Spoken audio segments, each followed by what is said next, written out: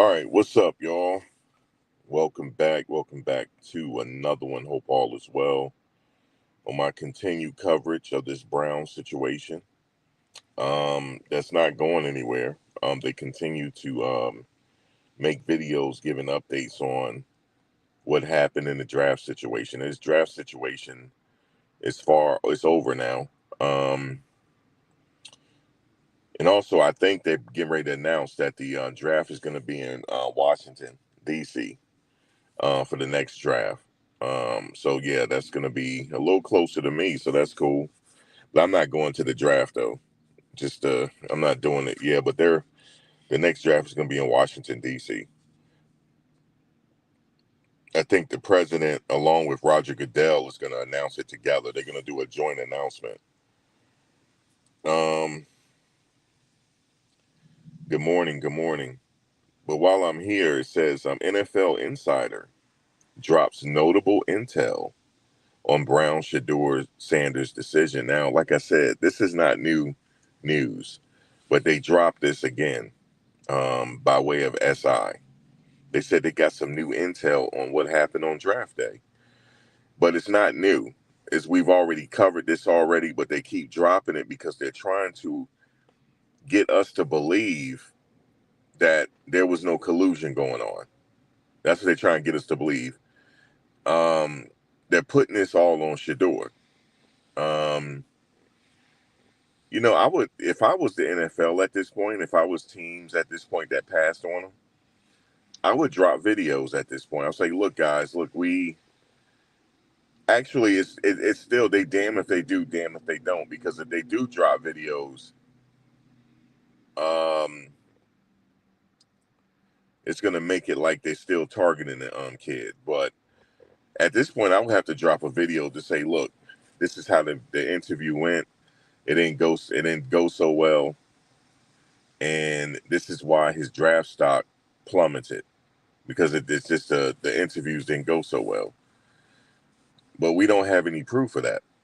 We're only going off their word, and I don't believe them. So just at this stage of the game, I don't believe them.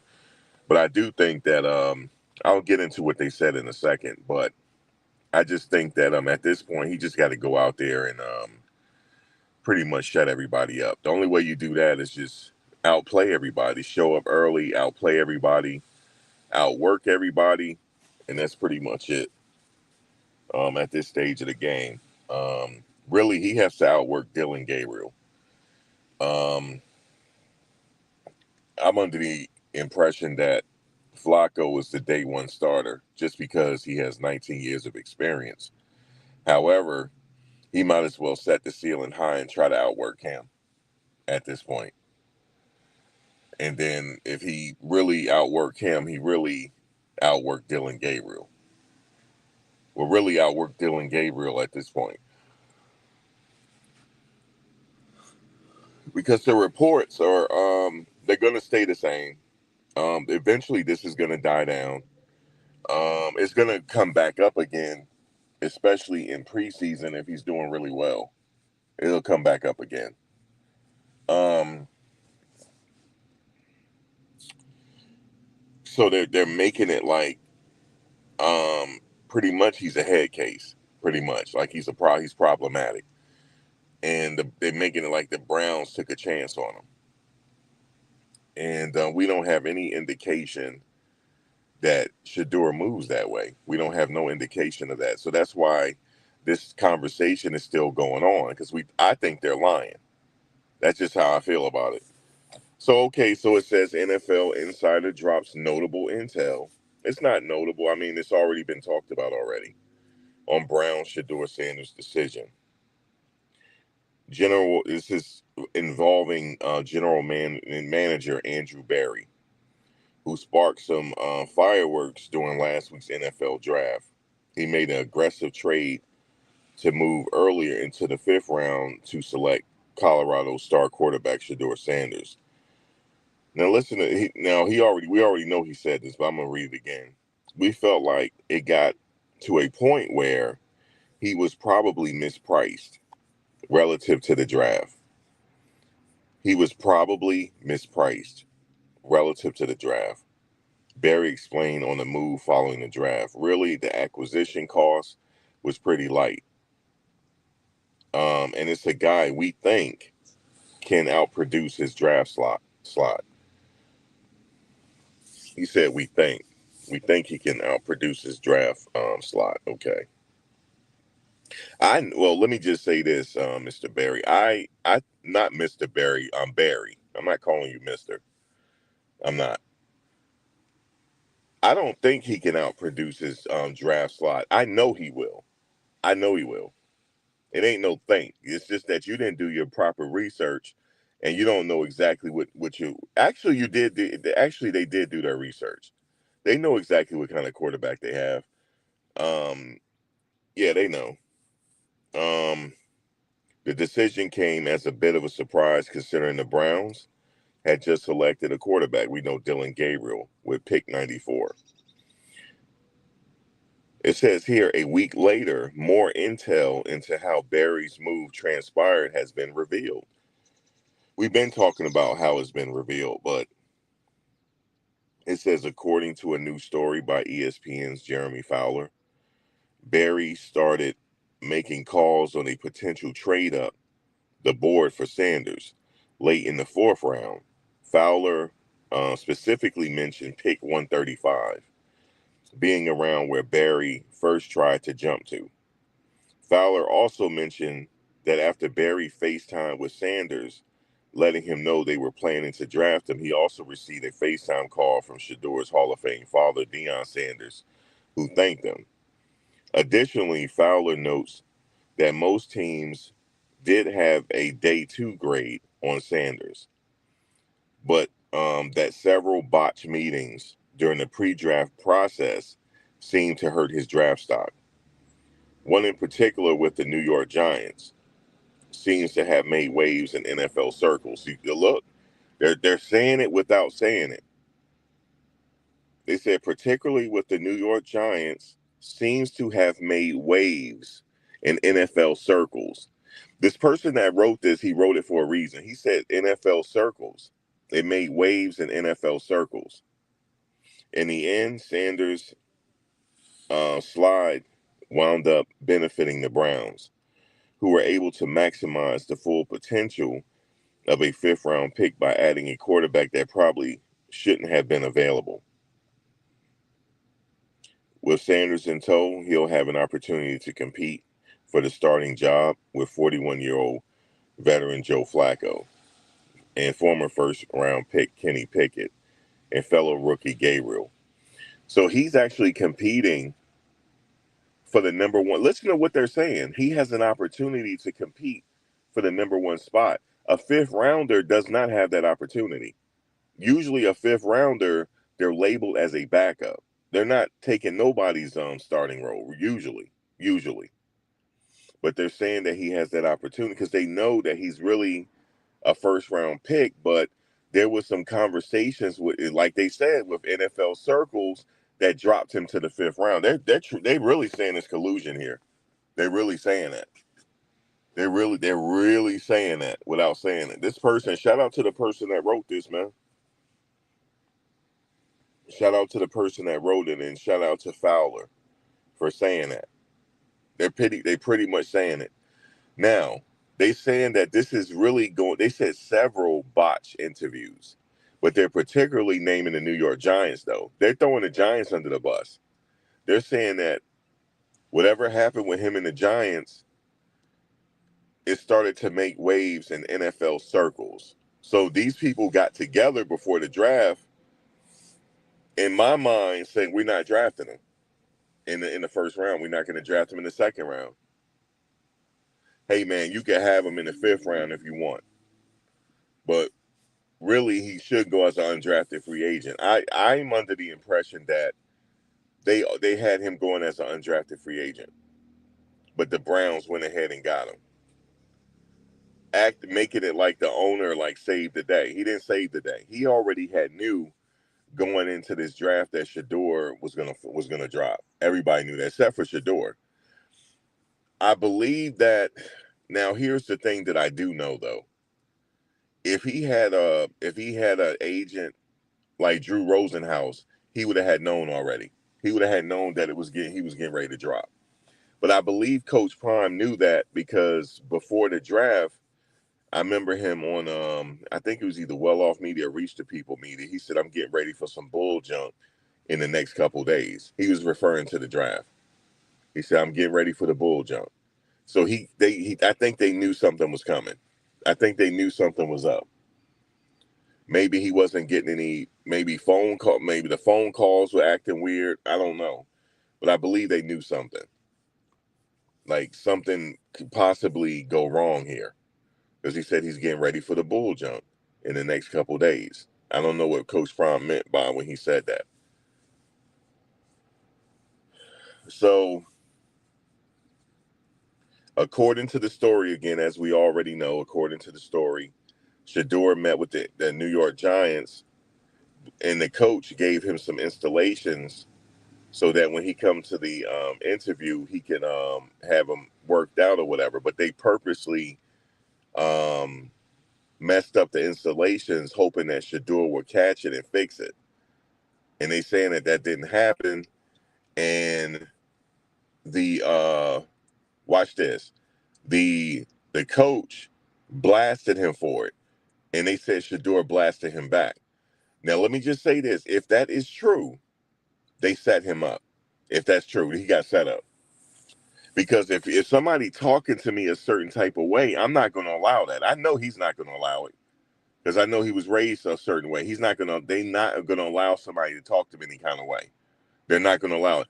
I don't even think no NFL player, these young people, are going to allow somebody to talk to them any kind of way. In fact, these NFL players are not going to allow somebody to talk to them any kind of way at that level, especially when they already millionaires already. There's no way. Um, if that is true, because if it is, they'll produce a video at some point because they're going to get tired of us saying that they're lying. They'll produce something at some point, and then I will say that kid got set up because they saying that they gave him the installations, but they purposely messed him up to see if he catch him, and they said he wasn't prepared, and then the coach blasted him. No, you're going to talk to me. I know I'm applying for a job. Let me tell y'all something. I have went into interviews in my lifetime, and I have walked out of the interviews. I have walked out of them in my lifetime. I have. They weren't paying much nothing anyway. I make more as an entrepreneur than I did any job, right? But I'm talking about when I was coming up as a youth. Um, my first job ever was at the Gap. You know what I'm saying, clothing store, and then I had a manager's. I was like, let me see, I was either 18, about to turn 19, and I had a manager position at Aeropostale. I don't know if y'all remember that store. I don't even know if it's still around, to be honest with you. Aeropostale. But that used to be a thing back in the day. Even the Wu-Tang had said something. A feeling mad hostile, wearing Aeropostale. That just was a clothing brand back then. So Aeropostale. So I had a manager's job. So the person that interviewed me, he was on the way out. He just didn't know it. He felt it because he was stealing. He was stealing. They well, I'm about to tell you this. They caught him stealing, but he didn't know it. He used to steal like how let me see um how Livingston Mall was set up in New Jersey. It's closed now. Everybody know that Livingston Mall ain't no more. But how it used to be set up in the back of the stores, that's where you put your I mean, back of the stores is a warehouse, where you prep the clothes and stuff, but there's a door there that goes out into the hallway that nobody is really could get to. Like if you're in a regular mall, you're not going to be able to get to that side of the hallway. So he used to go back there when the clothes come in before you even put the tags on them. The what the tags we used to put on them. He used to put them in the garbage, and then have somebody come around the back because they had a key and they come steal the clothes. But they caught him on surveillance, and he was a manager, and at that time he was making pretty good money. You know what I'm saying, as a manager. Actually, I was going to be there as an associate manager, not the store manager yet. So during the interview, it was another store manager in there. There was a regional manager, and it was him. But they were against him, but I was supposed to sit up there, eventually replace him.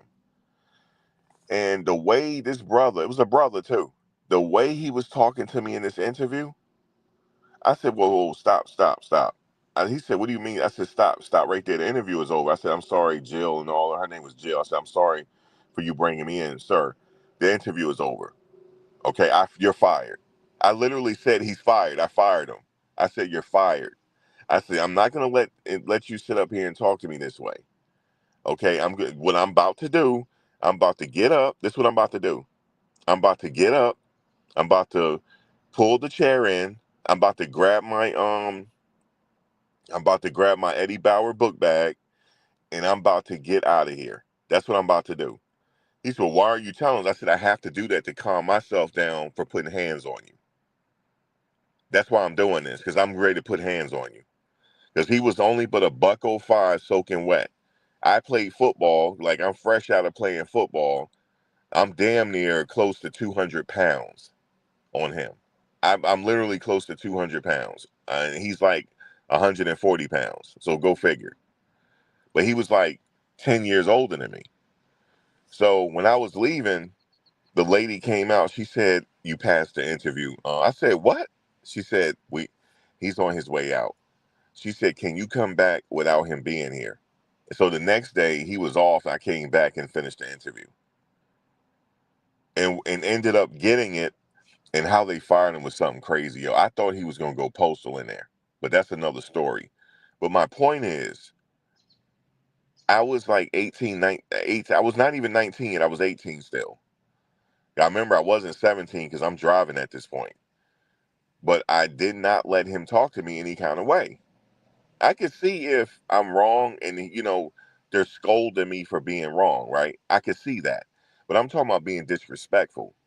That's when you cross the line. See, these NFL coaches, they want us to be a certain way. They want us to be docile. I'm just telling y'all what the deal is. I'm telling y'all what the deal is now. The person that wrote this article, he's being real. Because he's trying to let us know there was some possible collusion there. But we'll get back to that. They want you to be docile. They want to talk to you a certain type of way. They know, actually, they should know that they're not talking to he's not going to talk to Malik Neighbors that way. He crazy. But they don't like the attention Shedeur has. They don't, because he don't really need them. They don't like it. They don't like it. I'm talking about the coaches, because you know how it's set up. There's more, I'm not going to make it racial, but we know the breakdown of the coaches. Okay? And it shouldn't be that way. It should be all former great players as coaches. That's what it should be. People like back in the day, like Art Shell. Those are the ones that should be coaches. You know what I'm saying? It shouldn't be some random Poindexter coming around trying to be a coach. I don't agree with all that. You know what I'm saying? I just don't agree that the NFL, I'm barely watching it. The only reason why I'm watching it because I want to see Travis and them do well. That's it. But then just how he said we got him at a discount price. What do you mean you got a human as a discount price? I don't like how they talk. I really don't. I don't like it. But we got to go along to get along because we want these kids to get all the money. Okay. That's the important thing. I want them to get all the money from these people, all of it.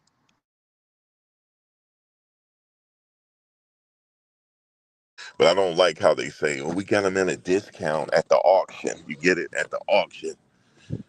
Now, look, back in the day, at that other auction I'm talking about, right? Did you know to get a buck, it costs a lot of money? It's equivalent to it's back then. The amount of money they spent for the buck was equivalent to buying a Rolls Royce today. Did you know that? It was a lot of money back then, even though the buck didn't get no money. I'm not gonna get into that type of auction because I'm not doing that. I'm trying to keep it light today.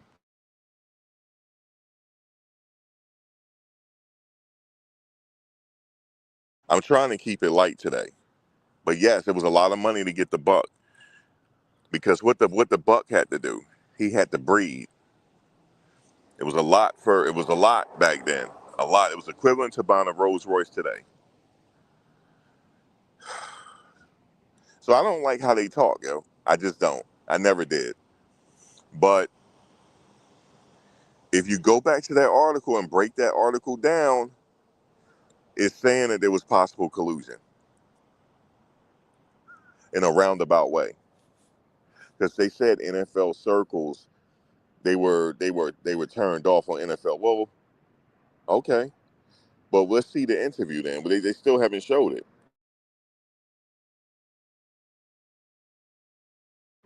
I think if enough people start reporting on that, they'll eventually show us the interview if that really did happen. Now, okay, now this is my thinking. Let's say if they did give him the installations and he got it wrong. You know what I'll be like? His talent, his talent means more to me. I got his tape. I know what the kid can do. We can work with him. He'll get up to speed on the playbook. That ain't no problem. He's a smart kid. See, I'll be thinking about all that stuff. I'm like, okay, it was a little rocky start with the installations, but I would say like, hey, look, Shedeur, look, you got it wrong. It's all in the way you talk to somebody. Like you got it wrong, but we like you, man. We already saw your tape. We know what you can do. We know you took so many sacks and you still threw for 4,000 yards. We got the right offensive line for you, son. We got those. See, they need me as a general manager, man, because I would have, if I was a Giants general manager, I promise you that interview would have went well. I promise you this. I would have had his whole crew there. I would have had Bucky there. Everybody would have been there because I want the cameras on. I'm trying to be relevant. You know what I'm saying? So I want his brother there too. I'm like, listen, man, you did get the installations wrong, but man, don't even worry about that, man. Don't even worry about that. You know, we got Russell Wilson and Jameis Winston to get you up to speed, man. You understand what I'm saying? You might not start right away because you know Russell's sitting up here still. We still got to pay this dude all this money. You know what I'm saying? I would have made it funny. I'm like, this dude don't sat here and robbed everybody. You know what I'm saying? But you're gonna learn under him and Jameis. You see what I'm saying? And then within 2 years, whenever Russell leave or Jameis leave, you ready to go. Don't even worry about the installation. Yeah, we got you, bro. We got you. He said, yeah, man. Yeah, we got you, man. We got you. You know what I'm saying? You need, rock with the film a little more. You feel me? But we got you. I didn't expect you to get it. We got you though. If you got it, then that's cool. See, it's all how you talk to somebody. But if the coach started blasting them and how that coach looked, I know Shedeur ain't taking that. I know how they talk at their dinner table because it's understood. I don't give it. I don't know the family, but I know what they say at their dinner table. Their parents is real. I know how they taught them kids. I know. I know. Why you think they call us brothers? Hey, yo, what's up, bro? Why you think they say that? You know where that came from? Because we all one family, really, but we're a fragmented family. We're a fragmented family, but we all understand reality. We're not letting somebody like that talk down to us. I promise you, he wasn't. I don't think he was raised that way, and I don't even have to know him. I just know he wasn't going for that. He was not gonna get buffaloed around by him. Now it would have been different if Tony Dungy did it. Yeah, I'm being real with y'all. If Tony Dungy came at him like that, he would accept. It would have been. He would have still been mad, but he wouldn't have blasted him if that's what really happened. We take it better if one of our own talk to us like that. Nah, ain't no outsider gonna sit up there and try to buffalo us, man. That ain't happening. Not no more. I'm just telling y'all, he ain't gotta say it. Some stuff is understood. You're not talking to me that way.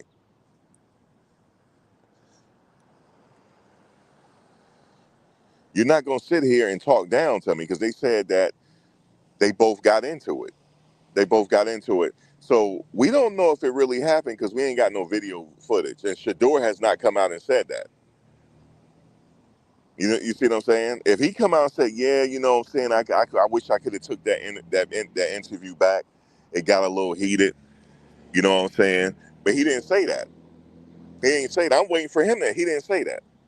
So if he didn't say it, let's see the video then that y'all got in a heated conversation. And then when I see the that they got into a heated conversation, now I'm gonna be like, well, you shouldn't have been talking to him that way. You ain't gonna talk to my son that way. My son will stand on it. My son will rather lose $40 million than sit up here and let somebody talk down on him because they think they can. No, that's not happening. That's not happening. So if that I don't know if that happened though.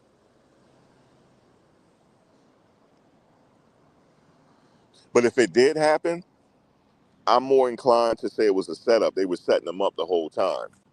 Yeah, let's talk down on him and all that. Let's trick him and talk down on him till like he ain't shit, and then let him blow up, and then we gonna use that against him. That's a setup. If that really happened, I know how these devils get down. I know how they get down. So that's just what it is. But on a brighter note, yeah, man, he can outperform every quarterback there, man. I'm giving Flacco the benefit of the doubt because he's a 19-year veteran. So we got to show some respect. You know what I'm saying?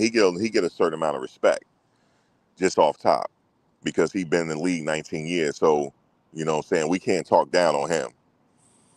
So that's why I say he's QB1. But in Shedeur mind, he QB1. He going to go for the QB1 spot. And then when they try to sit up here and say the general manager is like a genius, then I'm going to come back. No, you're not a genius. Something happened for you to get him. You're not a genius. Bill Belichick is a genius. You're not a genius because Tom Brady didn't have first round draft ratings. He didn't coming out of Michigan. He didn't. But Bill Belichick saw something in him and drafted him with that and drafted him, and the rest was history. So Bill Belichick is the one that pulled the trigger on that, and he's a genius. You're not. I could see if Tom Brady had a first round draft grade and Bill Belichick got him on the cheap. You know what I'm saying? But even I would have said something was going on there. But he didn't. He got him when nobody else wanted him. Because if the Patriots didn't draft him, he wasn't going to get drafted. Because they were clowning him at the NFL Combine.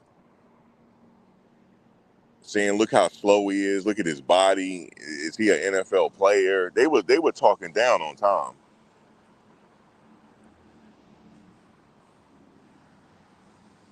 Bill Belichick, nah, I'm going with him. I'm going with him. See, it's one thing that you can't quantify is the heart. You can't. But I could see it in Shedeur. So if I had tried to trick him, if I was the NFL coach of the Giants and I tried to trick him on some NFL on some installations, right? Knowing that he probably gonna fail it, I wouldn't have held that against him because probably most people would have failed it. So I was like, look, I would have said to him, we got some work to do, right? I would have just simply said to him, we got some work to do, right? 1 second.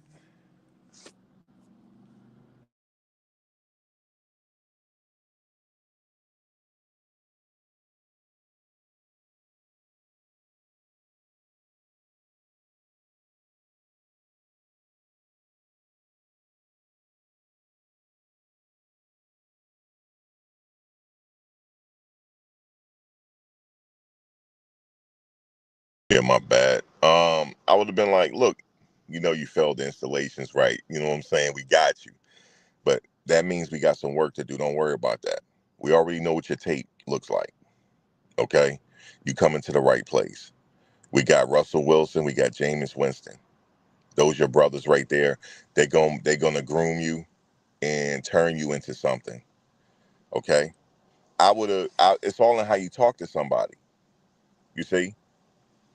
See, they already had it out for him before he even got to the installation. Till they got to the interview, they already had it out for him. Okay, that's what it's telling me. They already had it out for him. That's why he's talked down to him. If that's really what happened, because there ain't no way that respectful young man he says yes sir, no sir, yes ma'am, no ma'am, is gonna sit up there and disrespect the elder. There's no way, unless he got disrespected. Because at the end of the day, he's not a kid no more. He a grown ass man. Okay, at the end of the day, paying real bills. Okay, he's a grown man. He's paying real bills. I don't care how old he is. He's a grown man at this point, paying real bills. Okay, so you're not gonna sit up here and talk down on him. Okay, so as far as I'm concerned, for the New York Giants, y'all need a new general manager, and I'm your guy. Okay, because y'all know what the fuck y'all doing. If you leave it up to me, I would have butts in them seats. I'm gonna tell y'all something. If it was me, if I'm the general manager, you guys will sell that stadium out every weekend. I promise you this. Let me be the general manager today. I promise you, I'll go get Shedeur right now. I'll go get him because I'll be like, look, the Browns. Let me get that. Let me hold that, man. Because at this point, y'all fucking up. Let me hold that. Okay. Let me rectify this situation. Okay. But see, the Browns ain't trying to get rid of him now. They're not. See, they're in the driver's seat to look like geniuses, but they're not geniuses because I think I know what happened. So once he start to produce and get that QB2 spot on the Flacco, and something happen, he come in the game, throw a touchdown, run for it, then they're gonna look like a genius. Oh wow, this is the greatest pick of all time under Barry. No, it's not. No, it's not. I'll be back. I'll be back to blast them because it's not. It's not. You could thank the Giants for that because that's what they're saying. It's because of the Giants meeting.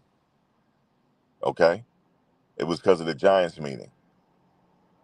So, but I'm more inclined to believe if that really did happen, that's a setup. Y'all had them marked from the beginning. Why are you gonna sit up there with somebody of that caliber sitting up there trying to trick them, man? Like trying to talk down and disrespect. That means you never saw him. You know you didn't want him from the first place because you wouldn't be disrespecting him. If he did mess up the installation, so what? You still will be ready to work with him because that's who you want.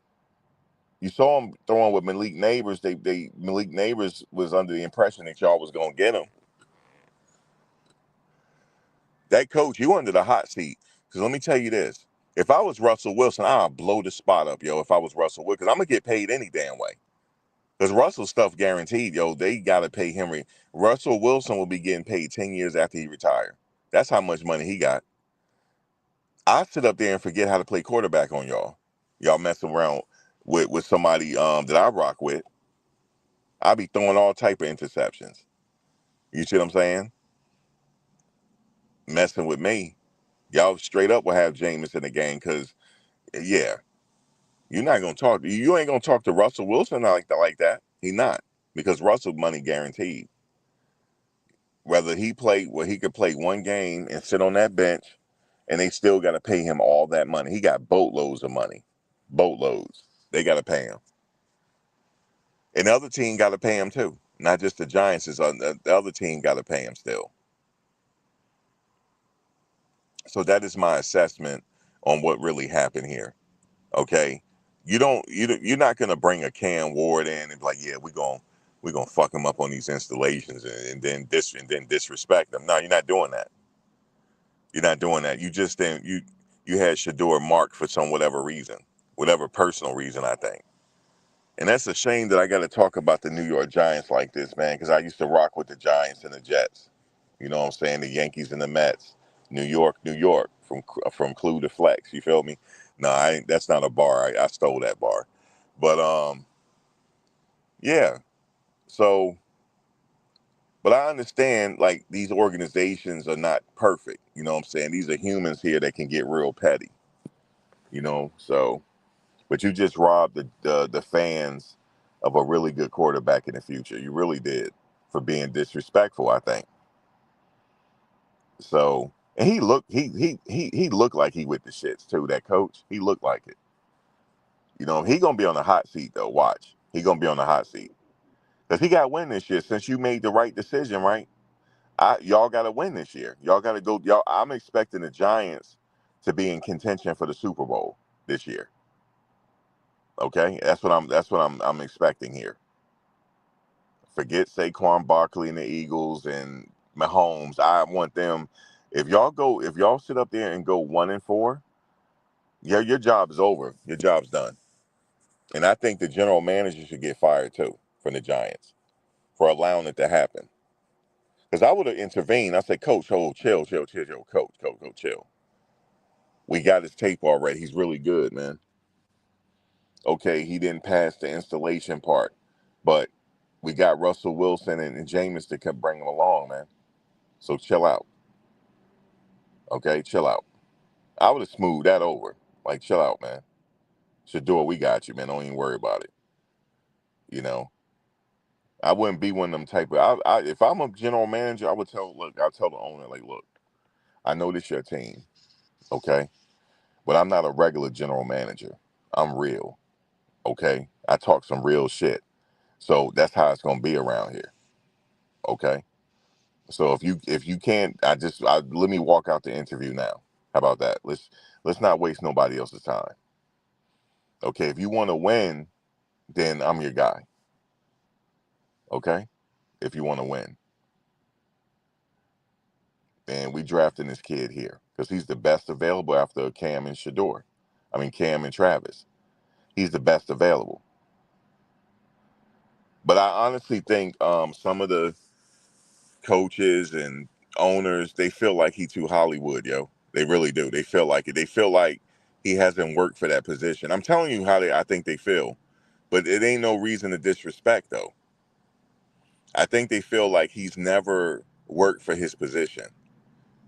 But now he has the opportunity to do it. Because let's face it, when he's at Jackson State, Colorado, he's already QB1. He didn't really have to compete for it. Okay? I'm being real with you. See, I can be real with you in all aspects here. He never had to really compete for his position. I'm being real with you. And that's a good thing. I mean, shit, if anybody else had a father like that groomed us along, shit, why not? Okay? Nepotism is in all phases of business. They do it. Why can't we do it? Then they get on LeBron for doing it. They get on Coach Prime for doing it. But they can do it. Okay? Let's just face it. He's always been that guy. Ain't nobody taking his position away. He can have a bad game. Ain't nobody taking his position away. But now, yes, he's gonna have to work for that for sure. He's gonna have to work for that QB1, and he ready to go. I bet he's a workhorse. Okay, this is not a normal silver spoon situation. Yes, he was born with a silver spoon. Yes, but this ain't a normal silver spoon situation. This is a person that had a silver spoon that actually can play the position. He got all type of coaching in his life, specialized coaching. He worked with Tom Brady. You see what I'm saying? He got all type of specialized training, and he can actually play the position. But I think, these NFL owners and coaches, they're still human. They're hating a little bit because they feel like, man, this kid ain't work for nothing, man. He ain't work for nothing. That's how I think they're viewing him. He Hollywood. Look at him. He wearing all the jewelry and shit. He Hollywood, man. I remember Tom Brady. Now they came out with a video. Now these people are really reaching. So they came out with a video when Tom Brady and Shedeur and them was talking. This is when they first got to Colorado. They were on conference call with Tom Brady, FaceTime, and he was talking about Shedeur bought a Cullinan, right? And he said something about, yeah, Tom, I see you got one. He said, you need to be in that playbook. He said, forget the cars. He said, you need to be in that playbook, yo. Forget about what the cars look like. He said, yeah, I got a little money in my pocket, but mine was rented. You see what I'm saying? Tom meant that. Yeah, you need to be in that playbook. He did mean that. He did. But that's an old, I know people saying that's an old video. It is an old video. But he did mean that though. He said, because Tom, why did Tom mean that?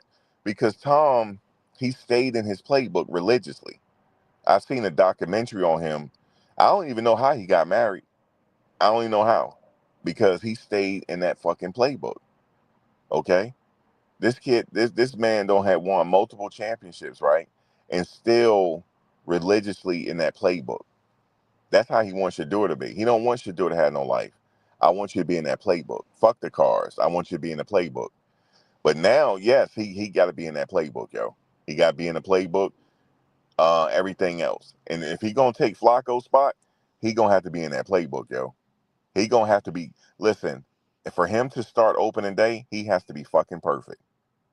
Make no mistakes about it. He got to be perfect because he got a bullseye on him now. He got to be perfect. And guess what? Let me tell you. Now I know you guys saying, man, how is he gonna be perfect? You know what I'm saying? Because that's how we are. We have to be perfect in everything we do. If you're in the business world, I remember I was in the environmental science world. I had to be perfect. Okay, I'm known throughout the country right now. Even though I retired myself, I don't want to do it no more. But if I want to go to California right now and work, I can work just like that, just now. I don't even need an interview. Okay, but you have to be perfect. We have to dominate everything. We have to be perfect. To be a quarterback, we have to be perfect. We don't have the ability to have two fucked up seasons like our other counterparts. We don't. We have to be perfect in everything we do. And we have, and throughout history in tennis, we were perfect. The Williams sisters were perfect. I remember Serena Williams winning Wimbledon pregnant. She was pregnant and won Wimbledon. She was perfect. Okay, perfect. She was so perfect, they let it slide that after she won the gold medal, I remember Obama was sitting there watching. She started crip walking, yo. And Obama knew what she was doing. Them people out there, they ain't know what she was doing. Obama knew what she was doing. I knew everybody. We knew what she was doing. She just, she letting it know. Like I still keep it real. I keep it real with my roots. You know what I'm saying? She just started crip walking, yo. I never forget it. Tiger Woods, perfect. Even though they hated on him so damn much, because he ain't break no damn laws. The only law he broke, he cheated on his wife. That he had to take that up with her. But what law did he break? But they got on his ass. Perfect. You have to be perfect in what we do. Okay? Perfect. I remember going to the Yankee games watching CC Sabathia. Perfect. You know what I'm saying? He had a hell of a fastball. We have to be perfect. In order for him to survive all them years, he had to be great.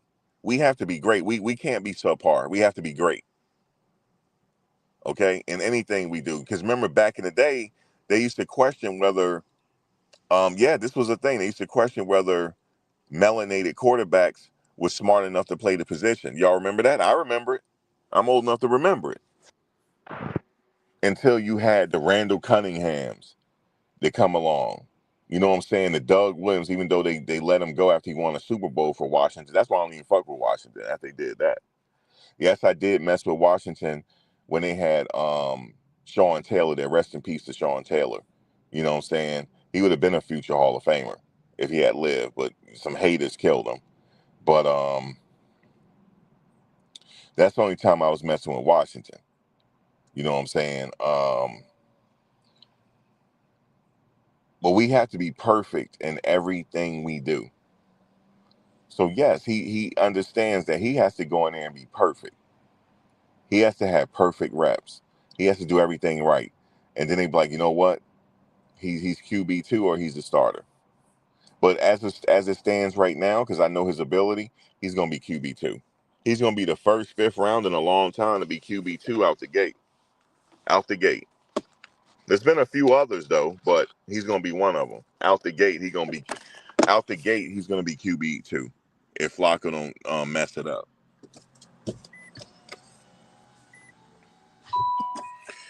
Because if Flacco mess it up, Shedeur, it's already set up for the Browns to be winners now. I mean, looking like geniuses. It's already set up for them, for Barry to look like the best general manager in a long ass time. But we already know what they did.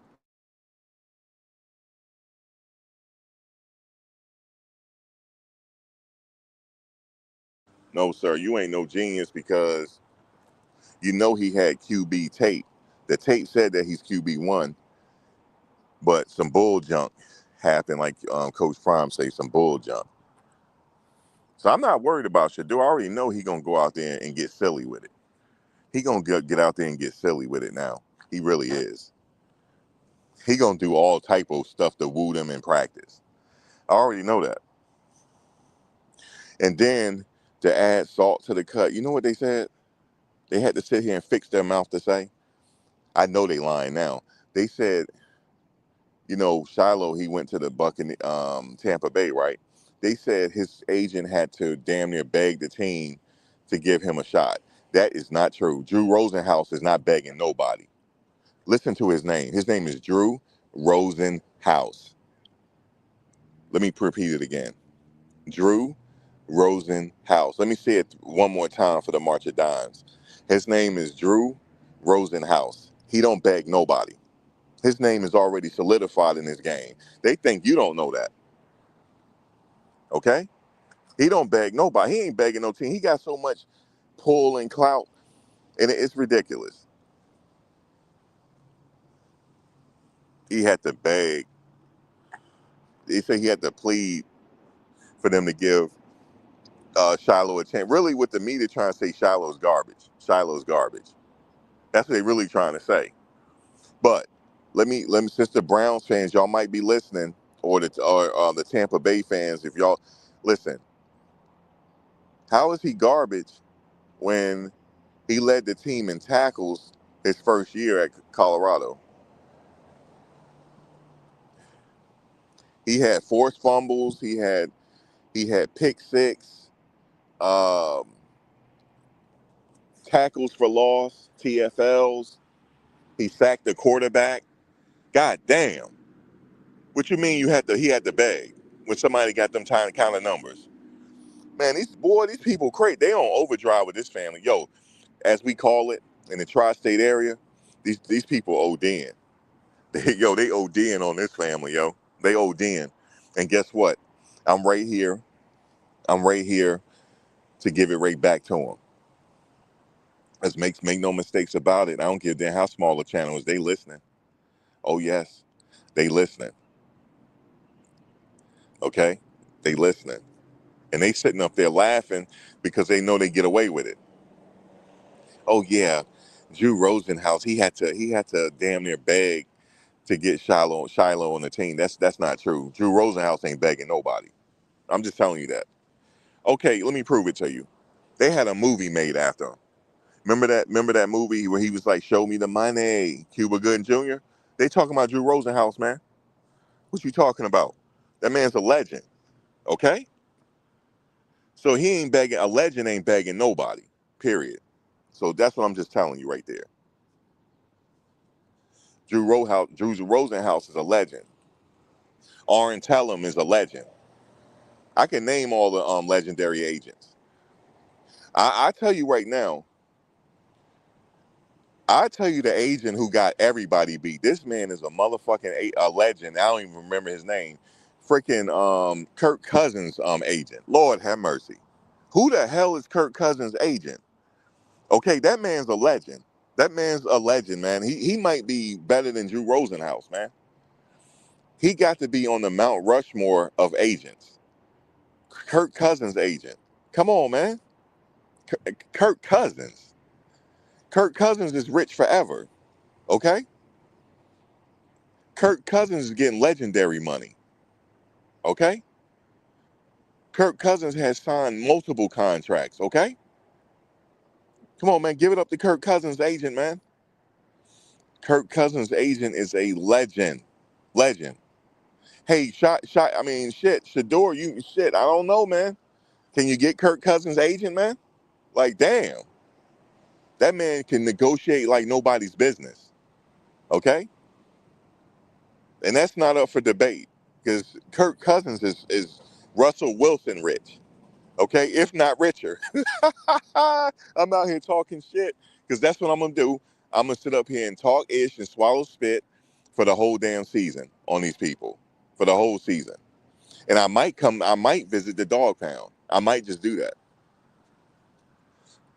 I might get me a Cleveland Browns jersey, which I don't want to get because I don't want to freaking sit up there and support them. But you know I got to support too. So I might have if he start, goddamn, I might have to come to the dog pound. If I even got to scout tickets, I guarantee you, I might have to scout tickets because they're relevant again. Oh yes, if he start, oh my God, yo, oh my God, and don't let them win. Don't let him start and let them win. You're never going to you're going to hear me bump my gums the whole entire season. The whole entire season. I might have to join the dog pound at this point. I might have to. Because I'm a free agent because fuck the Jets. Even though the Jets got a nice little quarterback, I ain't going to lie to you. I ain't going to hold you. They do. Yeah, they got a good quarterback over there. I rock with that kid because I was seeing what he was doing. You know what I'm saying? I think they got a little quarterback, but the Giants is on my shit list. The Giants. Because that would have been a nice little situation. He go over there and learn under Russell Wilson, Jameis Winston. You know what I'm saying? But that ain't happening. So now we just got to go visit the dog pound. Now we already invaded the dog pound. God damn it, we already did. There's a guy right now. He's live right now. He doing major numbers because he's a Cleveland Browns vlogger. He doing major numbers. Why you think he doing major numbers? Because Shedeur had just entered the building, and we don't play when it comes to our support because we don't play about two.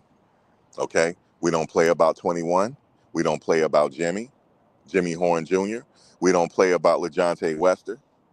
Okay, we already sitting up here riffing and rapping about Chidozie because he ain't on the team yet. So we mad about that. So we don't play about our players, yo. We don't. Okay, they don't even know how big the internet aunties are. They don't know yet, but they starting to figure it out. We don't play about these players. We don't. We don't play about these players, man. We don't play because we understand we all family. Okay, we all family. I know people like to say, "Oh, you guys attack each other." We all family, yo. We are. When something major happened to us, we all go to bat for each other. We don't play. We all family. Those are our nephews on the that we act like those are our nephews. Okay, we ain't playing about them. And I already went into the I say, look, we're not playing about two. We're not playing about him. Okay, and then heard, yo, shout out to Life in Football, man. Y'all give it up to Life in Football. Yo, he had me rolling. He said maybe two. Maybe you can wear a little necklace in practice because you know they're going to mess with you if you wear your necklace. No, let him wear his necklace. Let me tell you why. He got to be himself because that's how he going to play good. He got to be himself, yo. He got to sit up there and show the watch as soon as he run for a touchdown. He got to show that watch because the dog pound going to love it. The dog pound, they need somebody like that. Yes, he was born with a silver spoon, but he got his lunch pail. He is a blue collar worker. Okay? He is a blue collar worker, and that city gonna love it. Okay, so we ain't playing about two over there. So we gotta let him wear his necklace. Okay, because that's just who he is. That's in his DNA. Look, his father wore him. Okay. Two got the DNA of his father. This dude is set for greatness. I'm telling you this. Shiloh too. Talking about they had to damn near beg for him to be on the team. Drew Rosenhaus ain't begging nobody. Okay? So for you young bucks, if you don't know who Drew Rosenhaus is, I'm here to tell you. He's on the Mount Rushmore of agents. It's not for debate. He's on the Mount Rushmore and Kirk Cousins' agent. God damn. We're going to have to give it up to Kirk Cousins' agent. And Russell Wilson agent and Dak Prescott agent. Who the hell is Dak Prescott's agent, man? Damn. I mean, Dak Prescott got so much money, they couldn't even draft a quarterback. They got so much money. He got so much money because they can't let him go. And Trevor Lawrence agent. Okay, that's another one. Because give it up to Trevor Lawrence, man. He rich forever. No trade clause. Lord have mercy. Give it up to the hair, man. It must have been his hair. They must have loved in love with his hair. He's over there looking like Ric Flair and shit. Shout out to him, man. Shout out to Trevor Lawrence. That's right. I'm gonna be watching him this year too. I'm gonna be cheering for Trevor because that damn, he got so much. I hope he can be able to play. He got so much money. Shout out to Trevor Lawrence, man. You said Josh, yeah, man. Shout out to shout out to Josh Allen's agent, man. Because Josh sitting over there with so much money that he can't even walk. He can't even walk right. He got so much money. So yeah, shout out to Josh Allen's agent, man. You said Kirk Cousins was a 4-time pro. I know that, but at the end of the day, his agent is a legend. At the end of the day, Kirk Cousins don't sign multiple contracts. Okay, I'm not saying he ain't worth it, but let's go back in history for a minute. So they already got Kirk Cousins over there in the ATL, right? They sit up there and drafted Michael Penix, right? You should have saw how the go look and see how the owner was looking. He said, "Are we going with another quarterback?" Because I just took the skin off my back for Kirk Cousins. You could see he was looking confused. Arthur Blank, he was looking confused, man. Like because that surprised everybody in the draft that Michael Penix went to the ATL. That surprised me because the Kirk Cousins got all the money over there. But anyway, shout out to Kirk Cousins, man. You said Cousins fully guaranteed contract. That's what I'm talking about. Kirk Cousins, man. They sat up there and tooted it up for him. Okay, that's what they did. But we don't listen. We want the players to get all the money. Okay, so we're not sitting up here dogging Chris Cousins because he's everybody's cousin. Chris Cousins, Kirk Cousins, excuse me. I'm calling him Chris.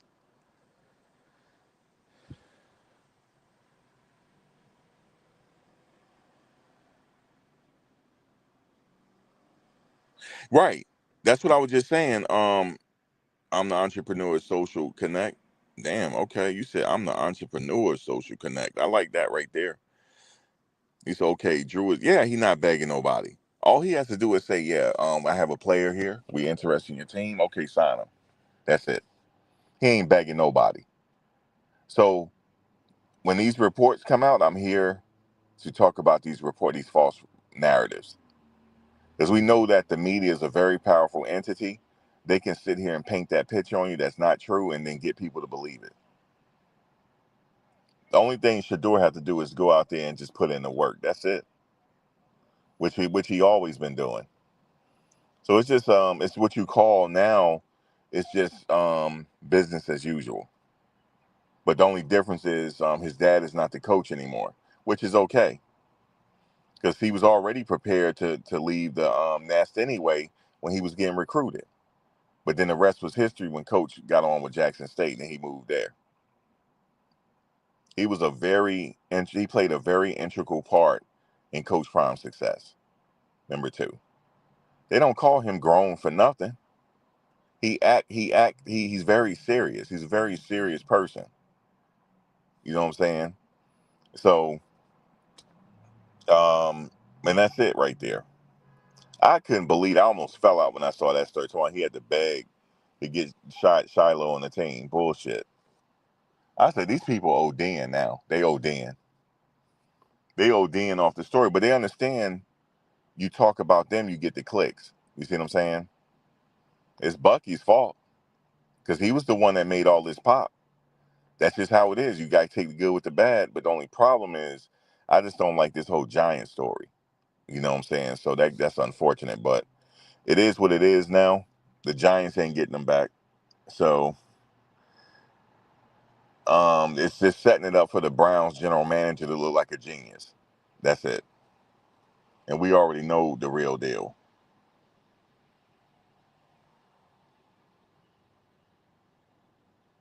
And so Tom Brady, so I know we had talked like, why come Tom really couldn't go to bat for him? Well, you gotta understand he's a minority owner. He doesn't him and his partner owns a 5% stake. So they own 2.5 shares apiece.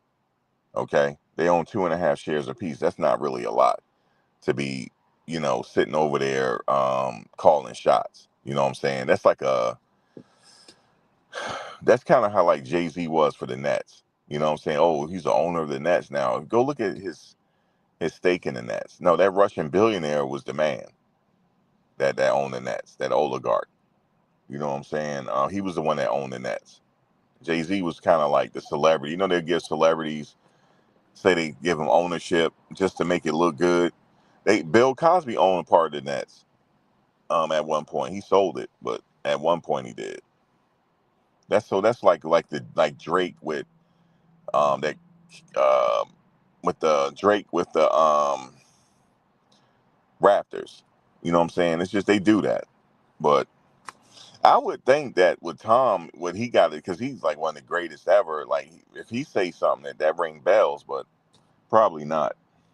Probably not. But yeah. So I would think he would have a say so, but I guess he don't. You said, let me see. Brown's rookie mini camp is May 9th to the 11th. Shedeur already in mini camp. He already putting in the work already. You know, so we're gonna be looking for May 9th to the 11th.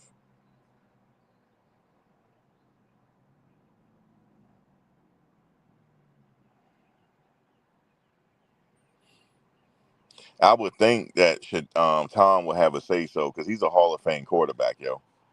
He's a first ballot. He's gonna be a first ballot Hall of Famer, one of the best ever to do it. You know what I'm saying? If he put the stamp of approval, you should listen. But maybe maybe they weren't studying what he had to say. We don't know. But I heard they good though, because Life in Football said him and Tom is good. So Life in Football got inside information. He know Prime like that. So if he said him and Tom is good, they good. So we ain't no need to talk about it no more. Because if they good, they good. But I know he know them like that. I don't know them like that. You know what I'm saying? To say they good. But if he say that him and Tom is good, they good. You know what I'm saying? So we can leave Tom alone. You know what I'm saying? No disrespect intended, Tom. You know what I'm saying? So that's what I got to say right there. But I would think, Tom, you would have a say so. Damn. You know what I'm saying? That's your man's in them. But maybe he ain't had no say so.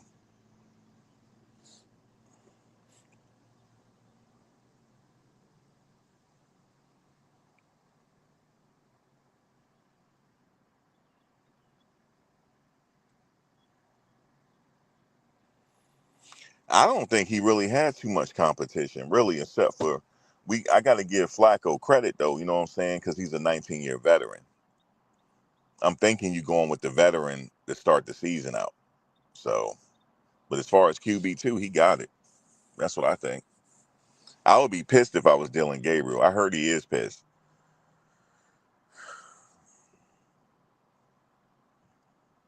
Like, damn. And two got, extra motive. Well, Dylan Gabriel should use that as extra motivation. Like, all right, I'm really the man. You know what I'm saying? Okay, he getting all this right, this billing, but I'm the man.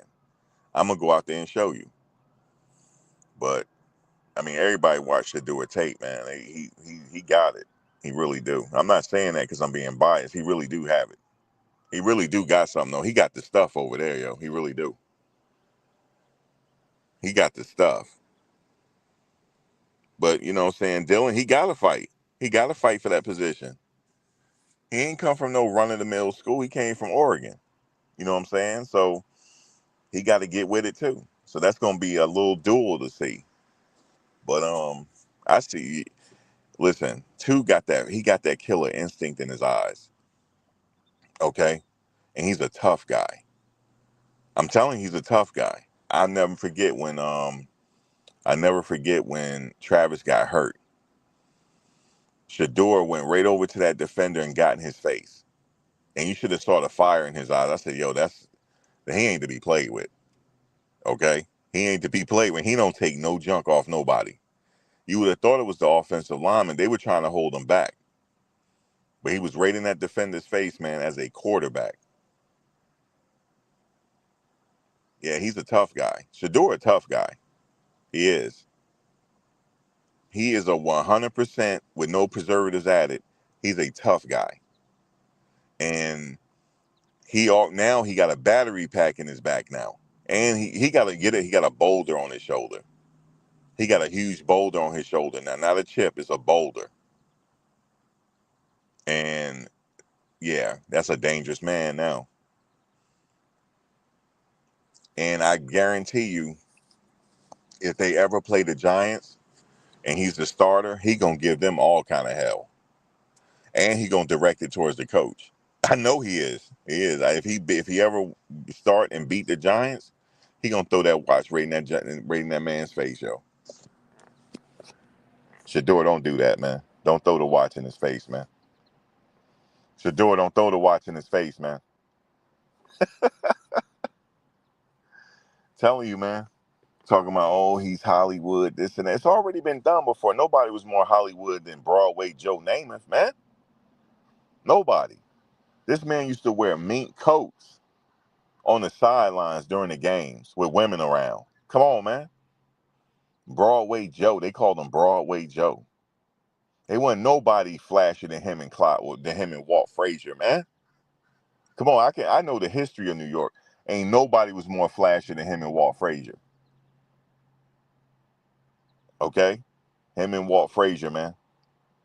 This been done already. Walt Frazier been wearing the jury.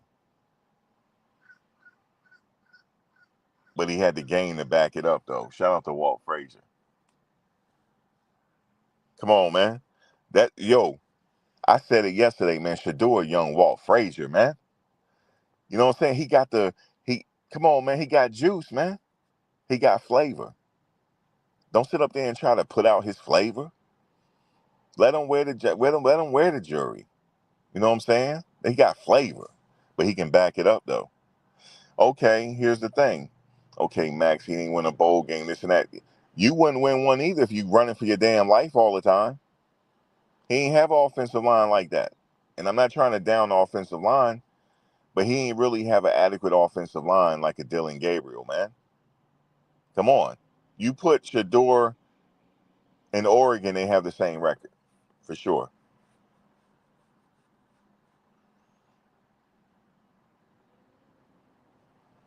He really didn't have, especially this first year at Colorado. I mean, the second year they improved a little bit, but damn, his first year, whoo, Lord have mercy. I didn't think he was gonna survive it. But his second year they got a little better, but he was still getting hit like crazy. Still threw for 4,000 yards, man. That man got flavor, yo. He got flavor. That's a young Walt Frazier right there, man. That's Walt Frazier status. Come on, man. How you gonna throw for 4,000 yards? Okay? The highest completion percentage. Man, stop playing with me. That's QB2 under. I'm giving Flacco the credit. That's why I say because he's a 19-year veteran. Man, that's QB2 already. Get it? QB2. Come on, man. The numbers is adding up. It's QB2. Stop playing with me. They sitting up here trying to buffalo this kid around like he ain't got flavor like Walt Frazier. Man, that's a young Walt Frazier right there, man. And the reason why I'm saying it because I was expecting him to come to New York because I was set to call him that. That's a young Walt Frazier, man. He got juice like he got flavor like Walt Frazier. Go look at the pictures of Walt Frazier, man. Sitting there with the Bentley with the mink coats on and the jury and all that. With the top hats. Just looking, you know what I'm saying? Just all the flavor. Okay? But a New York Knicks legend. Okay? That's it. Right. That's QB2, man. I don't see they know he's QB2. I mean, look, I ain't taking that away from Dylan Gabriel, man, but Dylan Gabriel, they played you, man. They did. They played both of y'all. Now but see, Dylan, he got to sit there and work too, because you know how it is in the NFL is next man up. So if somebody get hurt, God forbid, he might have to be the man. But and then he might get a better situation soon. And you know how they were talking about Shedeur going to the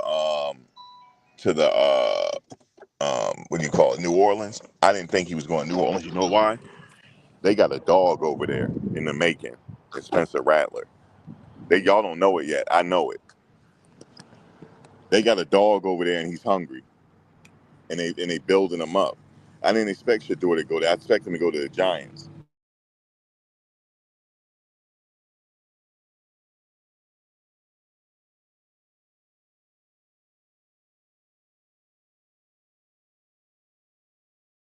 Yeah, I'm pulling for Light Bright over there, yo. I call him Light Bright. That's Spencer Rattler. He's a dog, yo. You gonna hear his name soon. He putting in the work over there, man, in New Orleans. Yeah, man, Light Bright. Light Bright over there putting in the work, man. So I'm like, they got a quarterback in New Orleans. Nah, Shedeur ain't going to New Orleans. I say he going to the Giants or the Jets, but the Jets got them. They got him somebody, you know what I'm saying? But the Giants, that's what I expected. I didn't expect him to go to New Orleans.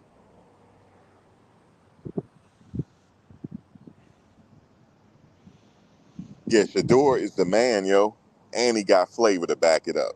He got the flavor. He can't help but have flavor. His dad had flavor. Okay, his dad. Listen, man, his dad. Let me talk about Prime for a minute, man, because I grew up watching him.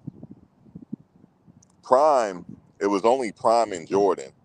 It was Prime, Michael Jordan, and them damn Ken Griffey Juniors and them Barclays with the strap, where people was getting robbed for them. Okay, it was the Barclays with the strap on them. You had the Ken Griffeys, you had the Deions, and you had the Jordans. Man, you'll get robbed over them joints back in the day. You will get robbed. Okay, everybody was playing like Deion on the football team. You know what I'm saying? Trying to be Deion. All the wide receivers were trying to be him, the DBs.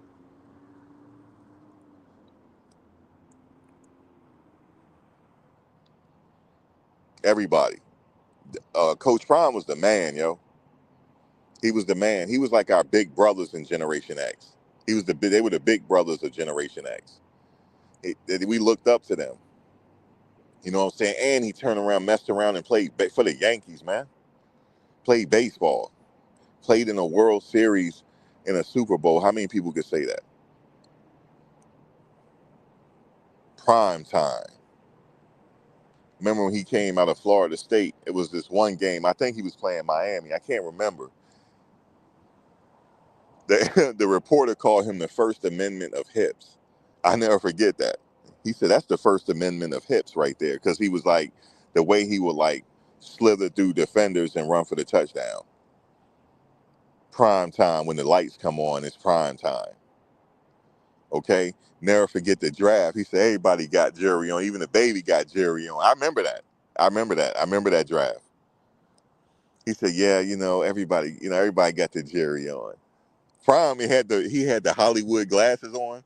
Now he was Hollywood. He had the Hollywood glass on. He had a Jerry curl out this world, yo. Shout out to Coach Prime, Jerry curl, man, because I had one. That man had it wasn't no texture. He had a Jerry curl.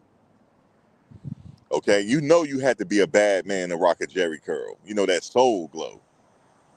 Okay, he's rocking that. He rocking that soul glow. Okay, at the draft. Okay, he had that Jerry curl. You had to put. I know if he listening, he gonna be cracking up. He had that Jerry curl. You had to put the activated cap on, man. That's how bad he was. You had to be a bad man to wear a Jerry curl. A bad man. Prom was a bad man, yo. Yo, shout out to this Cybertruck here that's been here for 2 hours. His shit still hadn't been charged. He been here for 2 hours, yo, because he had a slow charger. He probably had 1% battery, yo. Shout out to him. He had 1% battery. Them damn trucks take a long time to charge. This ain't a supercharger either. But you got to be a bad man to wear a Jerry curl, okay? And then, he had the shag Jerry curl too. Man, shout out to Coach Prime, man, when he was playing with the Yankees with that Jerry curl. Because I had one, but I had to take it out because the kids was like fucking hiking on me, man. I had to take that Jerry curl out my head. I came home, I said, Mom, you got to cut my hair, yo. You got to get the clippers. She said, why? I said, hey, man, I got in a fight today. So I had to take it out. But He had that Michael. He had that. Yeah, he may have had that S curl. Yeah, Coach Prime. He ain't gonna admit it. He ain't gonna admit it. He had an S curl, yo. He straight up did. And shout out to him with that iconic photo of him with that Jerry curl, sitting in the locker room with that Nike suit on, man. That's an iconic photo. Very iconic photo. Man, we started wearing Nike suits because of him. With the prime time shoes. Come on, man. You couldn't tell me nothing, man. And my 3-finger ring. I had a 3-finger ring. I had the prime shoes on with the Nike suit. Man, you couldn't tell me nothing, man. And then, you know what I'm saying, we had the Ken Griffey's. If you know, you know. If you had some Ken Griffey's, man, you were the man. And you had the Barclays. You know what I'm saying? You were the man if you had the Barclays and you had the Jordans. That's it. That's it. You was just we back then we called it fresh. You was just fresh, yo, for no reason. I had them all. So that's why I gravitated towards Coach Prime, because a lot of us grew up watching him. A lot of us grew up watching him. You know what I'm saying? I never forget Bill Parcells, yo, New York Giants. He's a New York Giant killer. The original New York killer, we all know, is Reggie Miller. Reggie Miller's a Knicks killer. We all know that. Reggie Miller did something of legend. He scored all them points in like 18 seconds, yo. So we got to give it up to Reggie Miller. He's the original New York killer. But Prime was a New York killer too, man. Bill Parcells told the kicker, do not kick it to him. He told him. It was on national TV. What happened? Prime ran that ball down. And next thing you know, he whizzed past Bill Parcells for the touchdown. He was starting to dance at the 40-yard line. He's starting to do his dance already. That was crazy. That's what he got in his DNA, man. So the kid wear the jury, let him wear the jury, man. Don't try to take away his flavor, because that's what makes him who he is. He got the flavor, you know? But difference between Shiloh and Prime is Shiloh is very physical. He was more physical than his dad. His dad didn't have to be physical. His dad just had the speed and the instincts to get that ball. And and Prime used to play decoy, acting like he ain't guarding the receiver, and he really is. So that the quarterback can throw his way and he'll intercept it. You know what I'm saying? But Shiloh is more physical. He like to hit. So he's more of like an old school Steve Atwater type dude. I call him a young Steve Atwater. You know what I'm saying? So yeah, miss me with all that begging. Nah, you didn't beg. He's always at the ball. He got good instincts for the ball. So yeah, miss me with all that begging. He didn't beg for nothing. So they just got to steal. That's all. A lot of players didn't get drafted in the draft. So a lot of good players didn't get drafted. But I knew something was up when that quarterback. I never even heard his name before. He got drafted before Shedeur. I knew something. I knew the fix was in then. We been knew the fix was in, but I knew something terribly went wrong. But he gonna fix it with the hard work. That's it. They ain't talking about his entourage. They got the cameras and see. It was already a hater situation. They don't like all the attention. But guess what? Cleveland gonna like it. Oh, and that story with Cleveland again about the school situations and why is he posting a video? Shedeur didn't post that video. The cameras was already following him around. So that's just what it is right there. But as it stands right now, he's in the NFL, and now he can say he's an NFL quarterback. So he's reached the NFL. Prime job is done. His job is done. He got him there, and then he always will give him advice because he's been there already. So actually, his job's not done. His job's not done. He'll still be in his ear, but it's setting it up for a movie to be made now. Because look at all the adversity. He went all the way in the 5th round. Now he's the starter. right in front of the dog pound. What the fuck, yo? That's a movie. That's a movie right there. And then here he goes. Shedeur is heading for it. He's at the 5-yard line. He's going for the end zone and running the end zone and start doing the prime dance.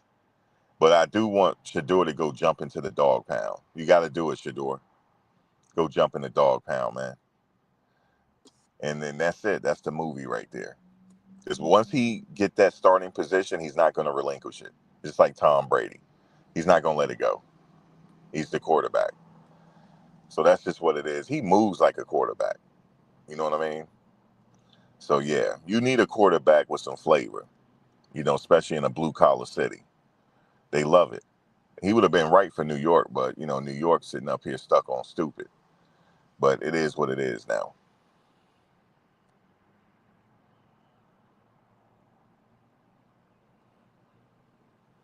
You said Colorado Buffaloes also has a hotshot 5-star quarterback recruit. Oh, no, he's there on the team. He ain't a recruit no more. He's there, and he's waiting. I think Colorado, even though they got a quarterback battle going on, I think they're going to go with Salter. They're going to go with the experience. You know what I'm saying? It's his job to lose. So if he get in the season, he start messing up, Juju going in. I think that's how they're going to set it up. They're going to go with Salter, you know what I'm saying, because he has the experience and he can run. Salter making that defense look crazy in practice. He made them look so crazy. Prime started like, what y'all doing, man? He made them run. I said, damn. I was like, Prime is because of Salter, man. Salter is just like that. But yeah, they think they're going to go with Salter.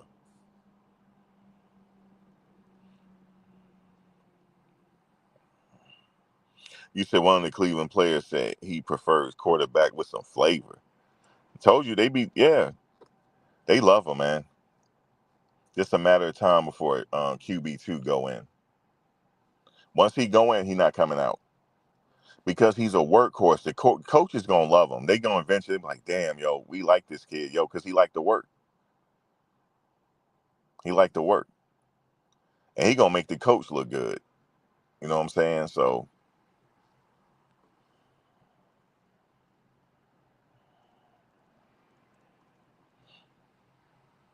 yeah, he's good. Now he's there. He's good to go. It just sucks how he got there. But as long as he there now, he got drafted. He's now an NFL quarterback in the making. And he's gonna and once he take over, it's a wrap. It's a wrap already. And I'm sorry to say it, he's not leaving Cleveland. He's not gonna leave. They're gonna keep him. He ain't going nowhere. I'm telling you, with all that fanfare, he's not going nowhere.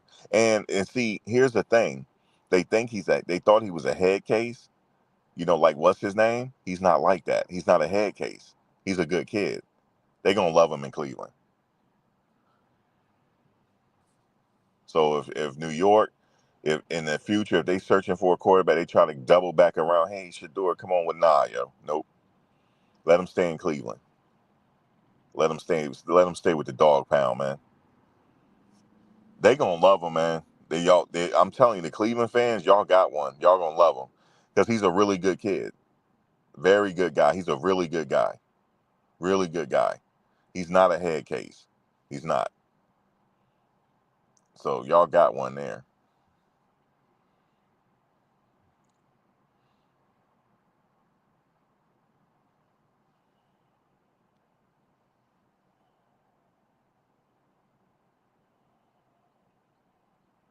Yeah, he wants a quarterback like Shedeur. Yeah. Because see, the wide receivers know how he get down already. They know that during the game he likes to talk about the plays and okay, how we gonna do this, how we gonna do that. Wide receivers love that shit. They love that. Okay, how we gonna do? You gonna get open? You gonna do this? All right, cool, I got you. All right, let's get it. Oh, they gonna love him. The quarterback coach and the offensive coordinator, they gonna love him for sure. He's coachable. Unlike what the Giants said, he really is coachable. You gotta look at his whole body of work. You can't just look at one interview. You got to look at his whole body of work now. How did he react when Travis got hurt? That means something, okay? How did he react when he kept getting hit on the ground? Did he get up and keep fighting? Yes, that all counts. That means he has heart. That means he has heart. You want a quarterback like that. You don't want a quarterback to fold. You want a quarterback to get down and dirty with it. Okay? And that's what he brings to the table. Oh man. Yeah. Yeah, he ain't going nowhere. You know, I'm like, damn, he in Cleveland. He's not leaving Cleveland. So he might as well start looking for a house if he ain't looked for one already. If you're not leaving Cleveland, I'm sorry. Yeah, it's cold up there, but you ain't leaving. So get used to it, because you ain't leaving. He's stuck in Cleveland. He not leaving. Because they gonna sign a max contract like nobody's business. Watch, you'll see. They gonna give him the money for sure. They ain't got to worry about him being not in a shot. I'm not trying to diss what's his name, because ain't nothing wrong with what he did. It ain't actually what he did. I don't think was illegal. But you're not gonna catch him in the massage parlors. You're not gonna catch him there. You know what I'm saying? You're just not gonna catch him there. He stay home all the time. You're not gonna catch him there. A shout out to just Deshaun Watson, man. He ain't break no laws. I don't know what that was about. I really don't. And they make it, and the memes is funny. They have him and Shedeur, Deshaun Watson showing him around, and they went to a massage parlor. It was hilarious. Shedeur, be careful now. Let me stop. But yeah, man, he's good to go. You said you sick of these sports analysts that say Shedeur may not see game one. The only reason why he may not see game one is because of Joe Flacco. They may go with the experience. They may go with the 19-year veteran. But what's going to happen is Shedeur will be right behind him, learning from him. It's a good thing if Flacco is QB1, because he'll teach Shedeur the ropes, right? Like he did, what's his name, in Baltimore. So that's a good thing. So God forbid, Flacco, he's the elder statesman. If something happened to him, Shedeur is going in for sure. He's going in. But I say this is Flacco position to give up. If Flacco have a bad training camp, which he's not, then yeah, Shedeur will be ready to go. But he's in a good position right now. Yeah, he's very intelligent, and he has good. Yeah, he got all of that.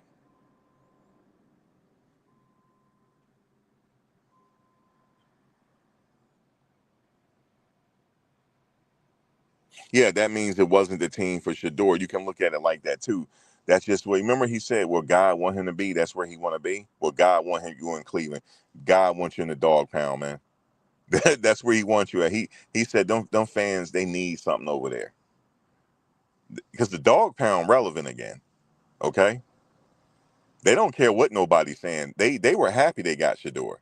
They don't give a damn what nobody's saying. They don't care how we got him. We don't care we got him in the fifth round. So what? We got him, and that's just what it is. He's not leaving Cleveland. So Shedeur, get good and acclimated with Cleveland, because you're not leaving.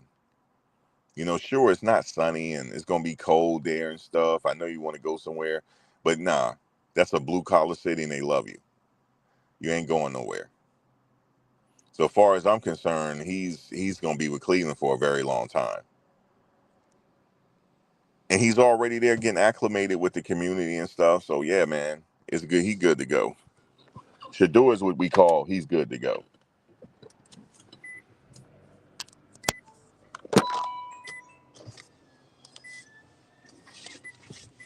Yeah, man. We don't play about Shedeur over here. So, and them fans, I'm gonna tell you something about the dog pound though. They not gonna play. I know how them fans get down. They not gonna play about Shedeur number 2 over there. Yep. They don't,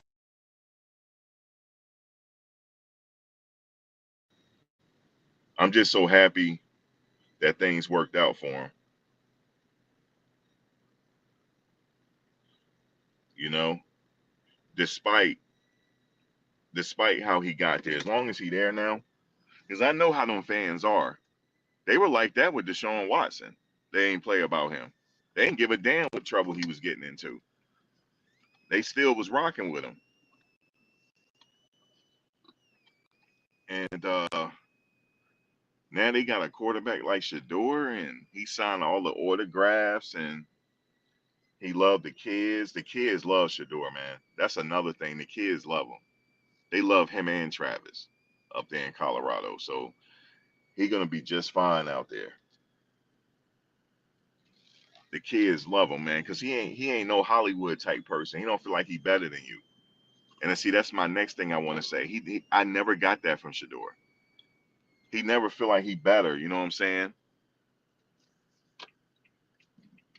Um, the jury and stuff, that's just his DNA, man. I mean, his dad wore the jury. I mean, what you expect? He got no other choice. He gotta have the flavor. That's just flavor. You know what I'm saying? But you never get the impression that he feel like he better than somebody.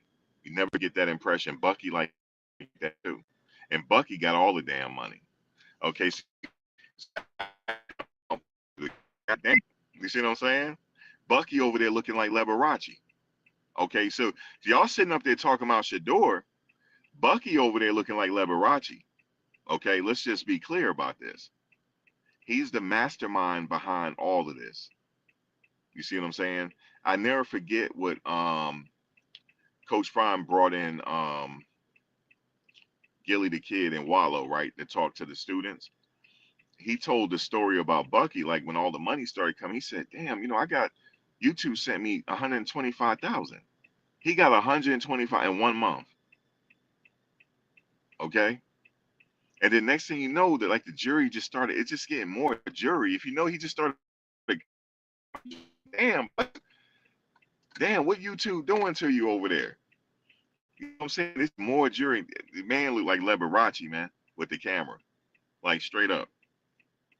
Okay, that camera is everything. That's why it all started. He started recording them when they were kids, and then it just grew into what it is now. But he put the work in, though. Make no mistakes about it.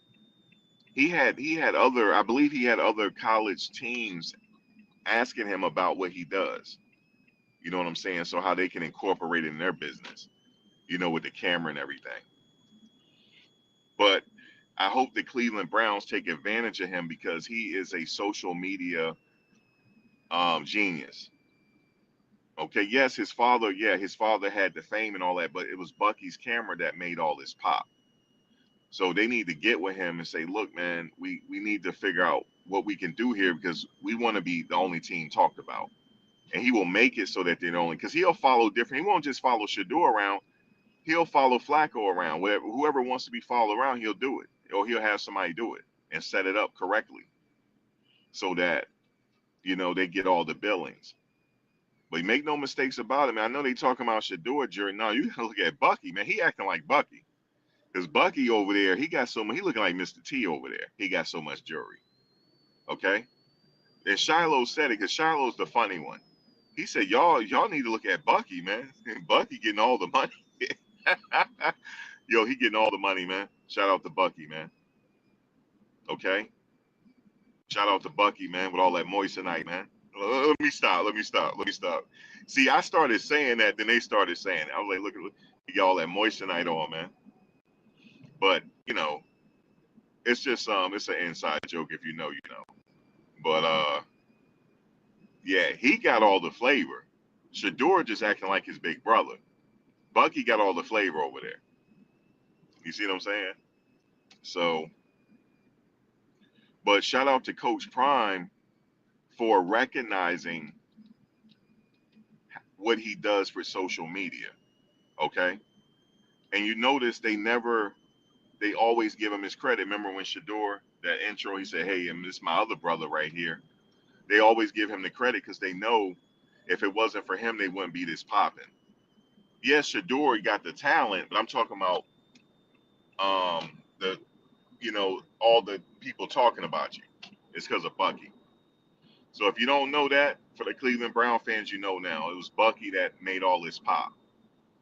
Okay, so that's what happened right there. That's the history of that. And shout out to Darius. Darius, he over there popping too. You see what I'm saying? Shout out to Darius, Uncle Neely. And I forget the other guy they brought on. I forget his name right now. But shout out to all them. Travis, he got his own cameraman. but he started with Bucky. Okay, Bucky got him popping. So make no mistakes about that. Yes, Travis had the talent, but I'm talking about the social media stuff, and Travis embraced it. So that's why Travis is where he is now. That's why they're the two highest NIL earners, because they got all the popularity. That's why. Shout out to Bucky. So that's how that works, folks. That's what happened. That's the history of how they got popping. And it's only going to continue as long as I would say the Browns, well, like, bring them in like, yo, we need to. Well, since Shedeur there, y'all going to get all the attention anyway. But you have Bucky around, y'all really be popping. Really be popping. But he's at Colorado. Coach Prime said he's not letting Bucky go. So I think primarily he'll be in Colorado. But yeah, man.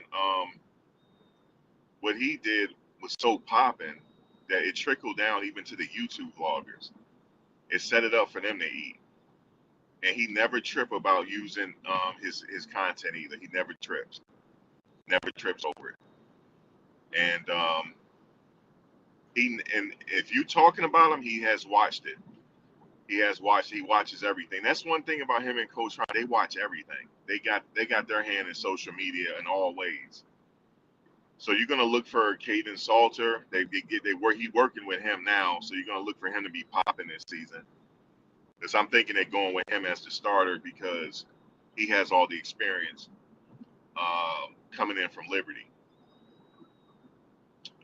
So, and then they got the transfer from Florida State that came in. You got DJ McKinney. He's gonna have looking like he might get drafted next year in the first round. So yeah, they got a lot of good things happening over there in Colorado right now that I got to get back to. So I got to get back over there. And like I said, they got a hot shot quarterback in the making, Juju. He ready now though, like almost. Like he acting like he ready now, but I think they're gonna go with the experience. So they got a running game. The offensive line look like it's getting better. They got Jordan Seaton over there. He's the leader. Yeah, they in good hands right now. They lost a lot though. Like I said, they lost a Heisman Trophy winner,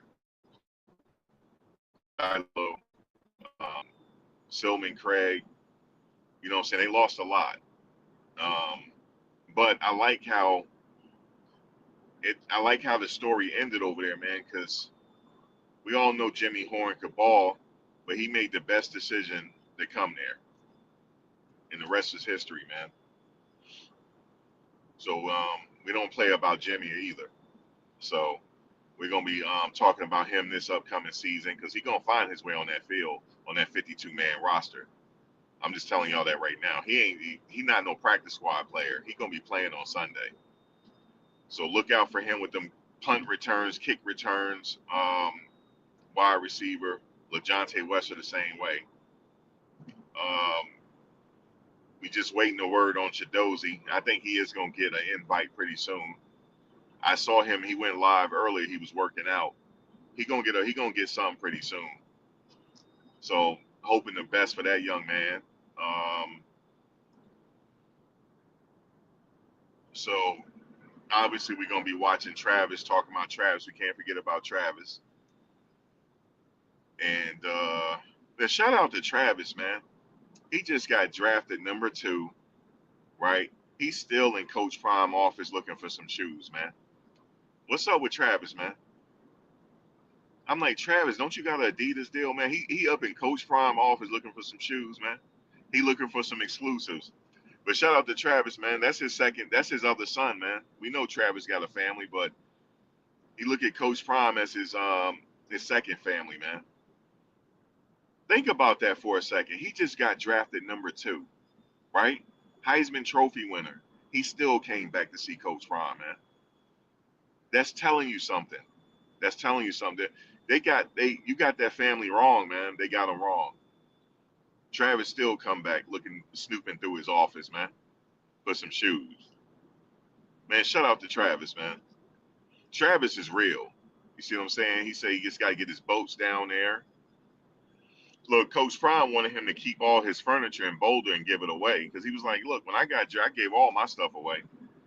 Now, you know Travis not getting rid of his TV monitors. He's not doing that because he's a gamer. He paid a lot of money for them. He's not giving that up.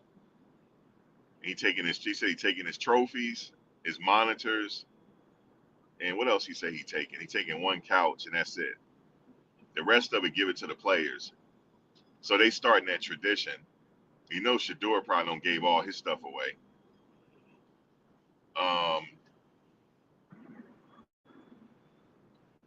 He probably will give a car away pretty soon because what's his name keep asking for a car. So,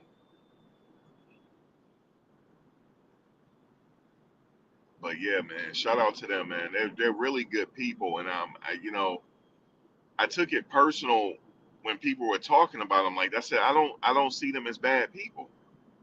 Look what he did for Travis. You know what I'm saying? Um, Look what he do for the other players, man. Look what he did for Jimmy Horn on senior day. He walked Jimmy Horn out on senior day. He said, I got you. I know your father couldn't be there, but I got you. Look what Coach Prime told his father, man. Like, I got your son, yo. I got him. He in good hands. That stuff means something. You know what I'm saying? So yeah, that stuff means something, man. He changed that kid's life, man. How you think that kid felt when he got drafted? You know? So yeah, that stuff means something to me. So that's why I kind of like, it's like I'm getting emotional and I'm getting because I see what he's doing. He changing kids' lives, man. It's just you can't overlook that. If I was an NFL owner, I want Coach Prime in the mix because I want to pick his brain about stuff. Oh yes, if I'll be trying to pick his brain. I'm like, Coach, you coming with us?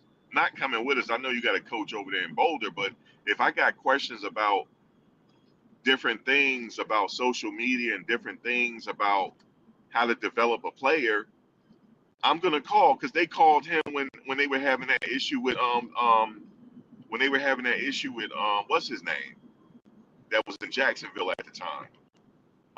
He went what's the cornerback from Florida State, man. He was in the mix on that. You know, man. Man. These new people are crazy, man. They don't understand the resources they have right there. That's a resource. I'm like, okay, yeah, we drafted your son and all that, but yeah, we need you too. You know what I'm saying? I need to pick your brain about different things. You know what I'm saying? I'd have damn near stole Bucky from him. And I'm like, yo, you coming with us, yo. I know you're supposed to stay in Colorado, but you coming over here to make us relevant. See, I think like that. I'm not a hater. I'm happy for people. I'm not a hater. That's why I get blessings when out of nowhere. That's why the blessings come because I'm not a hater. You can't hate, man. You gotta recognize when somebody's an asset. You gotta use that. I'm not a hater, man. So,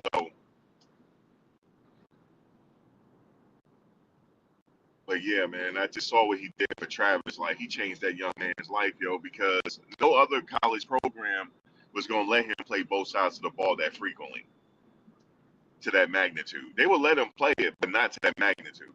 Coach Prime let him fly, yo. He said, put your wings on and go fly. Be yourself. And guess what? That's what Jacksonville about to do. Because they saw what Prime did. And what did they tell Travis in his first meeting when he went there? You here to be yourself. We want yourself. Because they know, see, them owners, that's the best owners he could have went to. I'm gonna tell you why. They think outside the box. Because they have a wrestling company. You know what I'm saying? So they're all about entertainment. You know what I mean? So they already think outside the box. So they want him to be himself.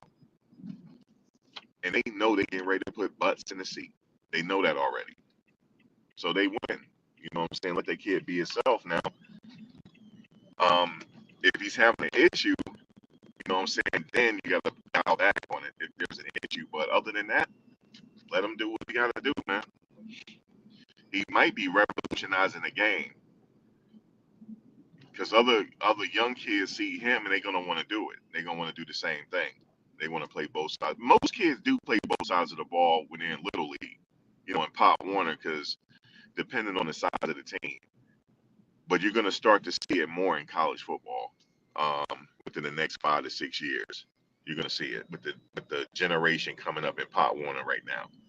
So when those Pop Warner people get older, you're gonna start to see some more Travis Hunters because they, you know, just like Steph Curry revolutionized the game. He shoot from everywhere on the damn court. Um, and you see other people doing it. The same thing with Allen Iverson. He revolutionized the game because when he came in the league, they had to change from man to man to zone on him. So that's why he was first ballot Hall of Fame. So yeah, he's revolutionizing the game and they're gonna let him do it. So I wish Travis Hunter the best. We don't play about Travis either, just to let you know. So I really don't have a team. I'm just going where they at. I'm just, you know, supporting where these players are playing like that. But I'm extra focused on Shedeur because I want him to be all right because he ain't do nothing wrong. So that's just how it is. You gotta understand that the psyche is very fragile, and I respect this kid that he didn't fold. I respect him because he could have showed his ass on draft day, but he didn't. Okay, he passed the test, nothing but class. This man got class. He got class for how he conducted himself. He said, "I'm just happy where I'm at," and he did a little shout praising the Lord. He handled that situation with class, and I want to end with that. That kid showed nothing but class. And that's who I want as my quarterback, somebody classy like Freddie Blassie. God damn. And he classy like Freddie Blassie. You see I said Freddie Blassie. That's how you know I'm old. Yo, I said classy like Freddie Blassie. That man classy like Freddie Blassie, man. Shout out to two, man. Yeah, we already know Travis is charismatic. See, Travis is very marketable. Okay? There's a lot of possibilities with Travis. You see what I'm saying? He got $1 million smile. You know what I'm saying? He's very charismatic. He's like a kid at heart. Man, he gonna be on all type of commercials. So Travis, forget the rookie contract. He gonna make all different type of money. And all he like to do is fish. But Travis, be careful now with them damn alligators. But he grew up with the alligators, so he don't care. So Travis don't care. He grew up with the gators. So we ain't worried about Travis. He's a good kid. He getting ready to get married on the end of the month. So he getting ready to get married. So them women ain't gonna be able to, them trouble ass women ain't gonna be able to get to him. Okay, they not gonna be able to get to him. So that's just what it is right there. I know this one woman already said she's so hungry she can eat his sweat. What the fuck? I had to go. Somebody told me about it. I had to go back and listen to it. She's so hungry she can eat his sweat. All that money. That's what it is. So, oh Lord, this child got all this money. I'm so hungry I can eat his sweat. No, ma'am, because he already got a boo, and she ain't trying. You ain't getting to that. So that's it right there. And they both smart cookies, by the way, because she graduated college early. See, I did my research. I know these kids. She's a very smart cookie. He's a smart cookie. He had a 4.0 GPA. He's a smart cookie. All right. And they both like to wear onesies and shit. Okay, so they kids. They really just kids still. He's a different type of dude, man. How you wear a onesie and play like that, yo? Telling you he's a monster, yo. Don't let them onesies fool you. That dude's a monster. So look at Jess. Here come Jess coming. He said Shane Coates already signed for $90 million. God damn, Shane. Shit. That's Jess boy right there. He not a troll, y'all. Jess been doing that the whole season with Shane. You said he already got trouble. He ain't got no trouble at home. They both smart cookies. They are. They both are. They just young and figuring it out. That's all. We wish them the best. We don't wish nothing on them. We wish them the best. That's it. That's it. See, I'm not no hater. I'm wishing him the best. I don't want no negative stuff. I wish him the best, yo. I want him to make all the goddamn money. Okay. I want him to make all the damn money. I want him to make so much money that he's shitting money. Okay, and Shedeur too, Jimmy too, all of them. That's it. Yeah, she ain't playing. Let that woman, let her be. I said, was Travis woman around when she said that? Was she around? She need to be. Or she be. Listen, baby, you got to be around now. You got to be like Trevor Lawrence girl. She around. She around. She don't play about Trevor, man. I've been watching Trevor ever since that con. I'm like, God damn, is it the hair? Is it the Head and Shoulders? Y'all tell me, do he got a Head and Shoulders contract? He got to have one. He got. It's like his hair be glowing and shit. Like, damn, Trevor, is your hair glowing? And he got the sweatband and all that. Man, Trevor over there looking like Ric Flair, man. Trevor Lawrence is Ric Flair, yo.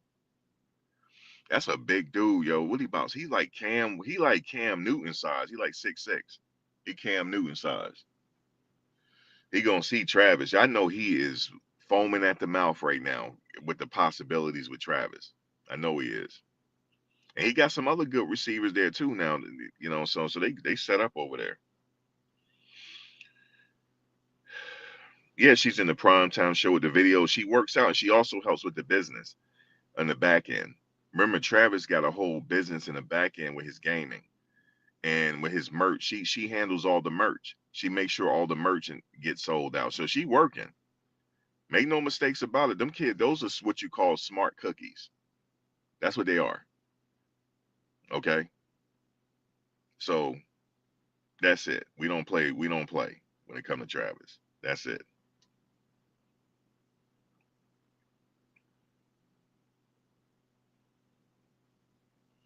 Now, two is good. Um, he good. Unfortunately, he good where he at because the Cleveland is not letting him go. They're not gonna they're not gonna let Shedeur go. Wait till he sign his new contract. It's gonna be with Cleveland. Okay, they're not letting him go because he's gonna be a fan favorite and he works fucking hard. He's not. They're not gonna let. And he don't get no trouble, so they're not gonna let him go. And he's smart. On top of it, he's a smart cookie too. Shiloh is smart cookie too. All of them smart, yo. So yeah, I don't know, man. I said I had to go to the dog. I'll do the most at that game, yo, if he start. You know what I'm saying? So, but he gonna be good up there. We're here now, folks. They're in the NFL. I know, we smart. You know we old talking like that, saying she's a smart cookie. She is a smarty pants. She graduated college early.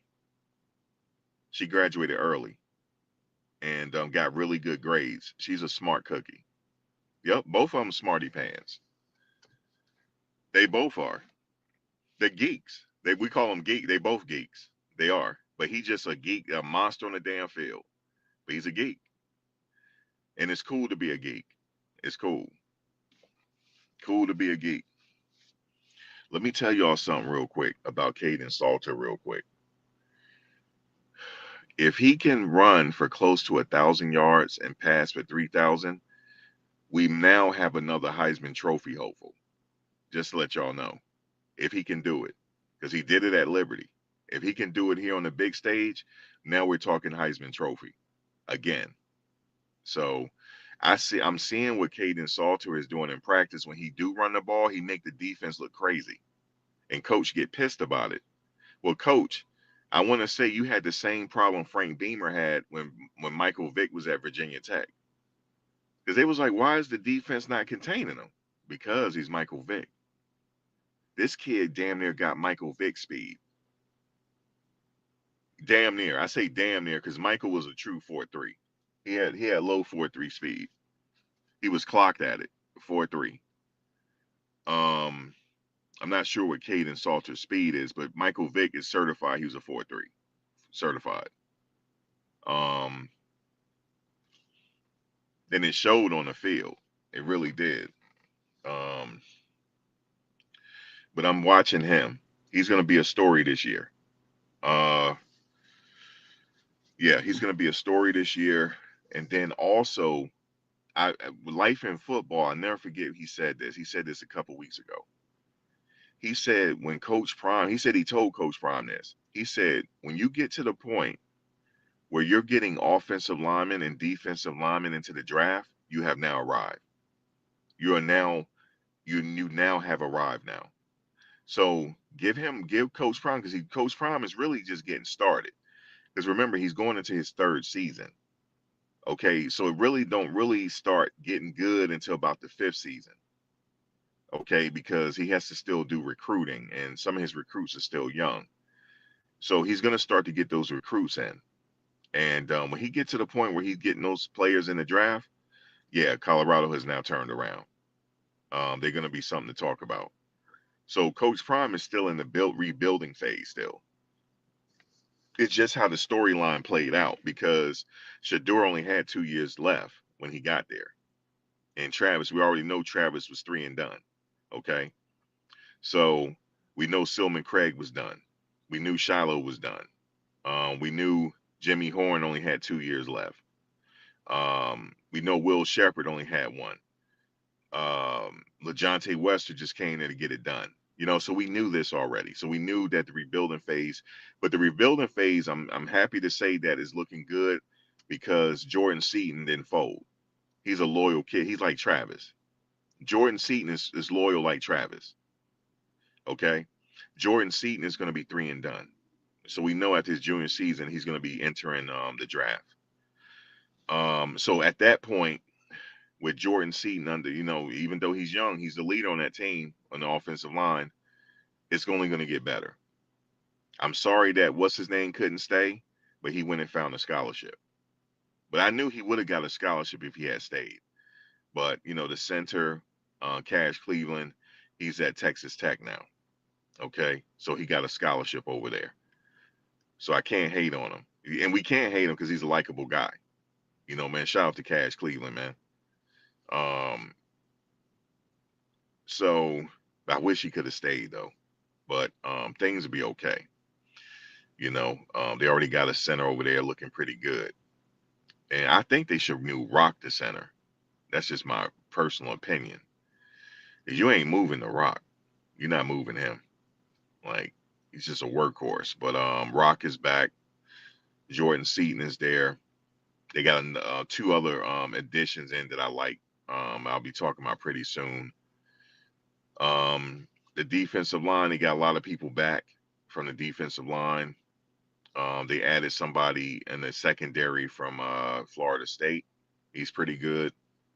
So yeah, everything's looking on the up for that team right now in the rebuilding phase. In the rebuilding phase.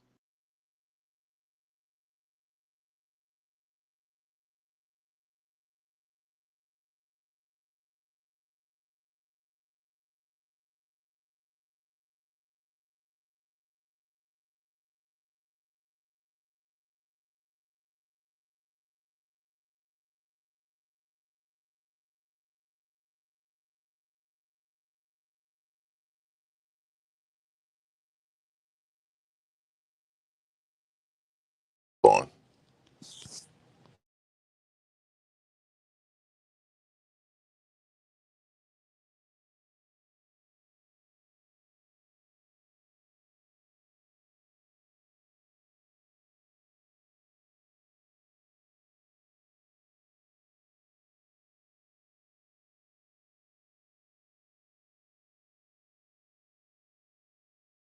Again, I was just thinking, I'm not sure if Coach Prime ran the combine. I think it was a pro day, but they also got him clocked because remember he ran track.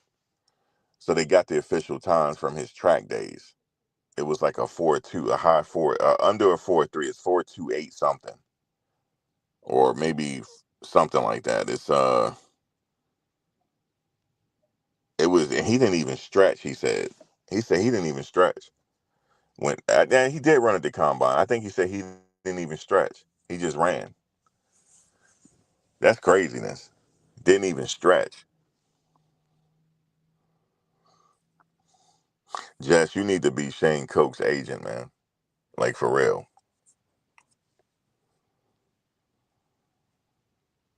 Yeah, he said y'all had to put him on layaway. And he told some of the teams, I don't even have to interview with you because I'm gonna be gone off that board by the time y'all pick me. So it ain't no need for me to interview with you. Your Coach Prime was one of a kind. And he was right about that. He was gone before the Giants could get to him. Yeah, he was like, and then he said he wore a business suit yo, he said he wore a business suit to the NFL Combine.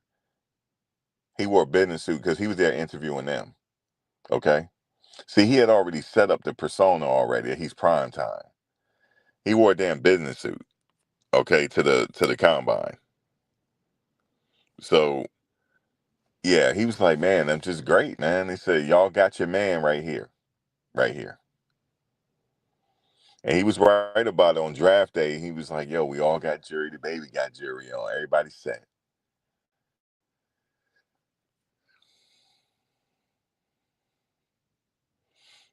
He said, you a Saints fan? Y'all got Spencer Rattler over there. Y'all got a quarterback in the making over there, Howard. He hungry over there. Spencer Rattler.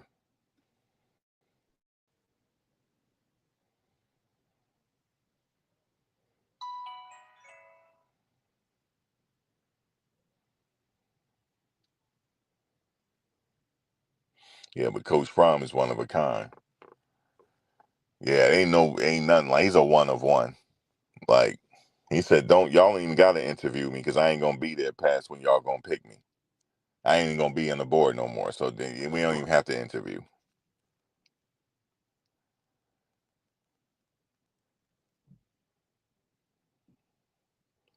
But the crazy thing is, he was so dominant that nobody could say nothing. He was really dominant, really dominant. Quarterbacks was scared to throw his way. Um, Except for Troy though. Troy Aikman wasn't scared, but he got intercepted though. Because I remember that game before he went to Dallas when they played before. This is before Coach Prime started playing with Troy. It was the Atlanta game playing Dallas. Troy kept throwing at him. Yeah, he sure did. He kept throwing at him, yo, because he kept targeting Irvin. He kept throwing at Prime. He did, and then he intercepted the ball one time on him. He sure did. Yeah, Troy Aikman wasn't scared. He saw it as a challenge. So like, I'm gonna throw you away. Watch. You said they didn't know how to handle prime time. No, they loved him. It's like a love-hate relationship they had with him. And he said the reason why is because he said he's great. He didn't let them tell him he was great. He said he was great. He said he think that was the problem. But it was a love-hate relationship. But he had a lot of love from the owners though. Um he had a lot of love from the owners and stuff. You know what I mean? And then one of the owners told him the reason why they letting him go in Atlanta because they weren't ready to win yet. They didn't have all the pieces yet, and they didn't want to waste his time. They told him that.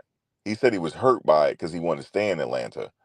However, they said, "Look, man, we gonna let you fly, yo, because we not ready yet. We will feel like you're wasting your time." So they let him go. And then he went on to where did he go after that? Did he go to? Yeah, he went to San Fran, right? And then he went to Dallas, or was it the other way around? Or did he go to Dallas and then San Fran? I think he went to San Fran.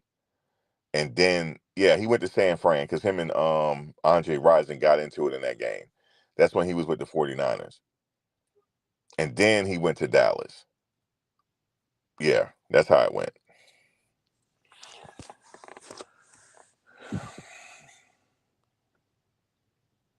Yeah, he brought that swag like Iverson and MJ.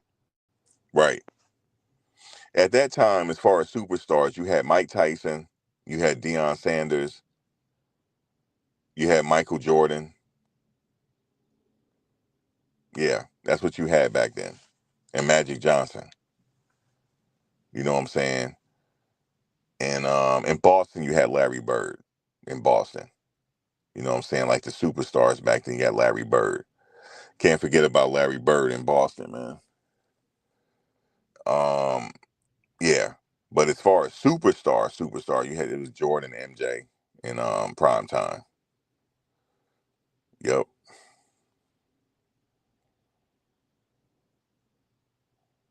What's up, Sir Ken? But yeah, Yeah, San Francisco. Yeah, he went to San Francisco. That's when he got into it with Andre Rison. But they pieced it up. They would just Andre was just hurt that he left. But it wasn't Prime's fault that he left though. The team was like, look, we can't do nothing with you. You know what I'm saying? We're not ready. We ain't there yet. But yeah, man. Shout out to Andre Rison.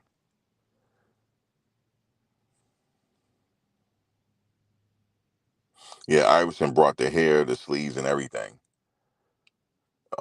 He changed the game. Well, also they changed it to from man to man to zone defense on him. They had to put a zone on that kid because he was burning them. He was burning them. His rookie year in the league, he crossed Jordan twice. Crossed him twice. And I couldn't believe Jordan went for it the second time. He went for it the second time. Then Iverson scored, but the Bulls went on to win that game. They went on to win it.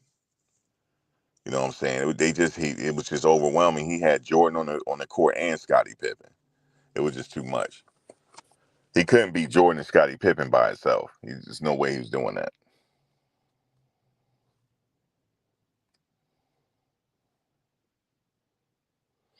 Yeah, he started getting the tattoos when he got there. He had one tattoo. He had that Hoya tattoo. He started getting all the tattoos when he was in the league though.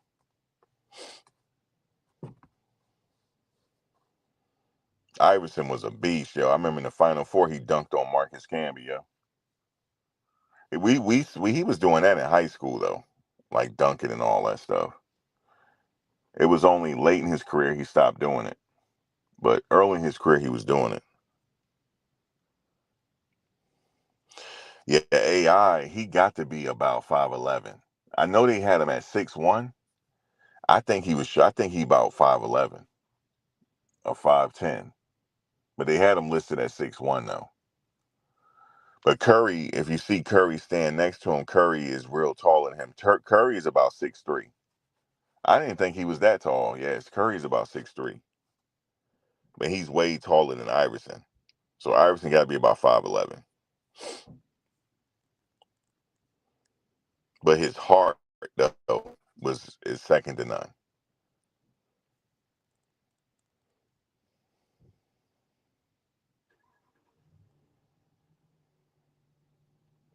Yeah, there was some stars back then when MJ and Scotty was there. When you mentioned MJ, got mentioned Scottie Pippen.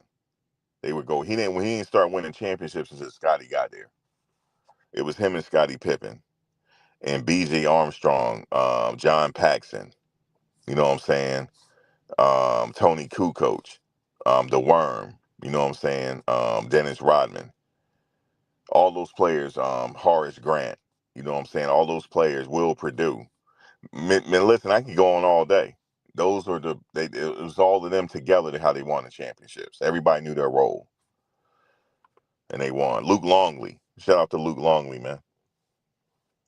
Shout out to Luke Longley, man. My little cousin saw Luke Longley in Hartsfield Airport, what they used to call it Hartsfield Airport in Atlanta. He was walking through, nobody knew who he was until my cousin knew. Yo, can I get an autograph? Can I get an autograph? He took a picture with him and gave him an autograph. He signed I forget what he signed, something he signed, and people was like, "Who is that?" He was like, "Yo, man, he from the Bulls with Jordan in them." And then people started crowding around him after that. Shout out to Luke Longley, man.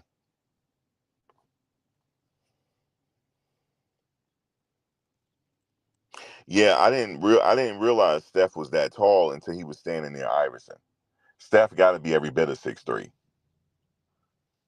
I didn't realize I think he grew when he got in the league. He wasn't. I don't think he was that tall when he got in the league. He grew in the league.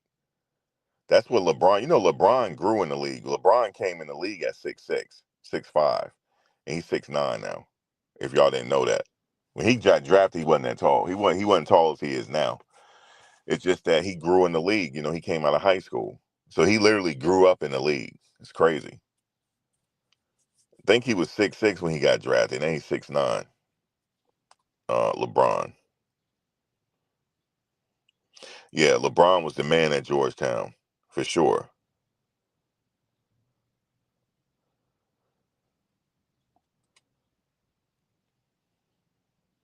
Yeah, LeBron came out of high school, Cleveland. and the rest was history. I believe he was the last. Was he the last to come out of high school? 'Cause you know how they say you got to be 2 years removed now.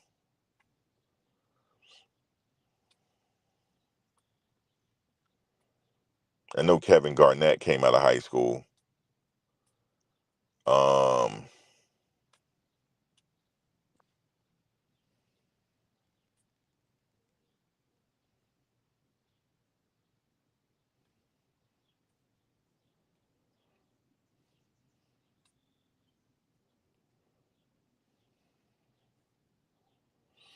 oh, Kobe, man. When you think of Kobe, think of MJ because he played like MJ.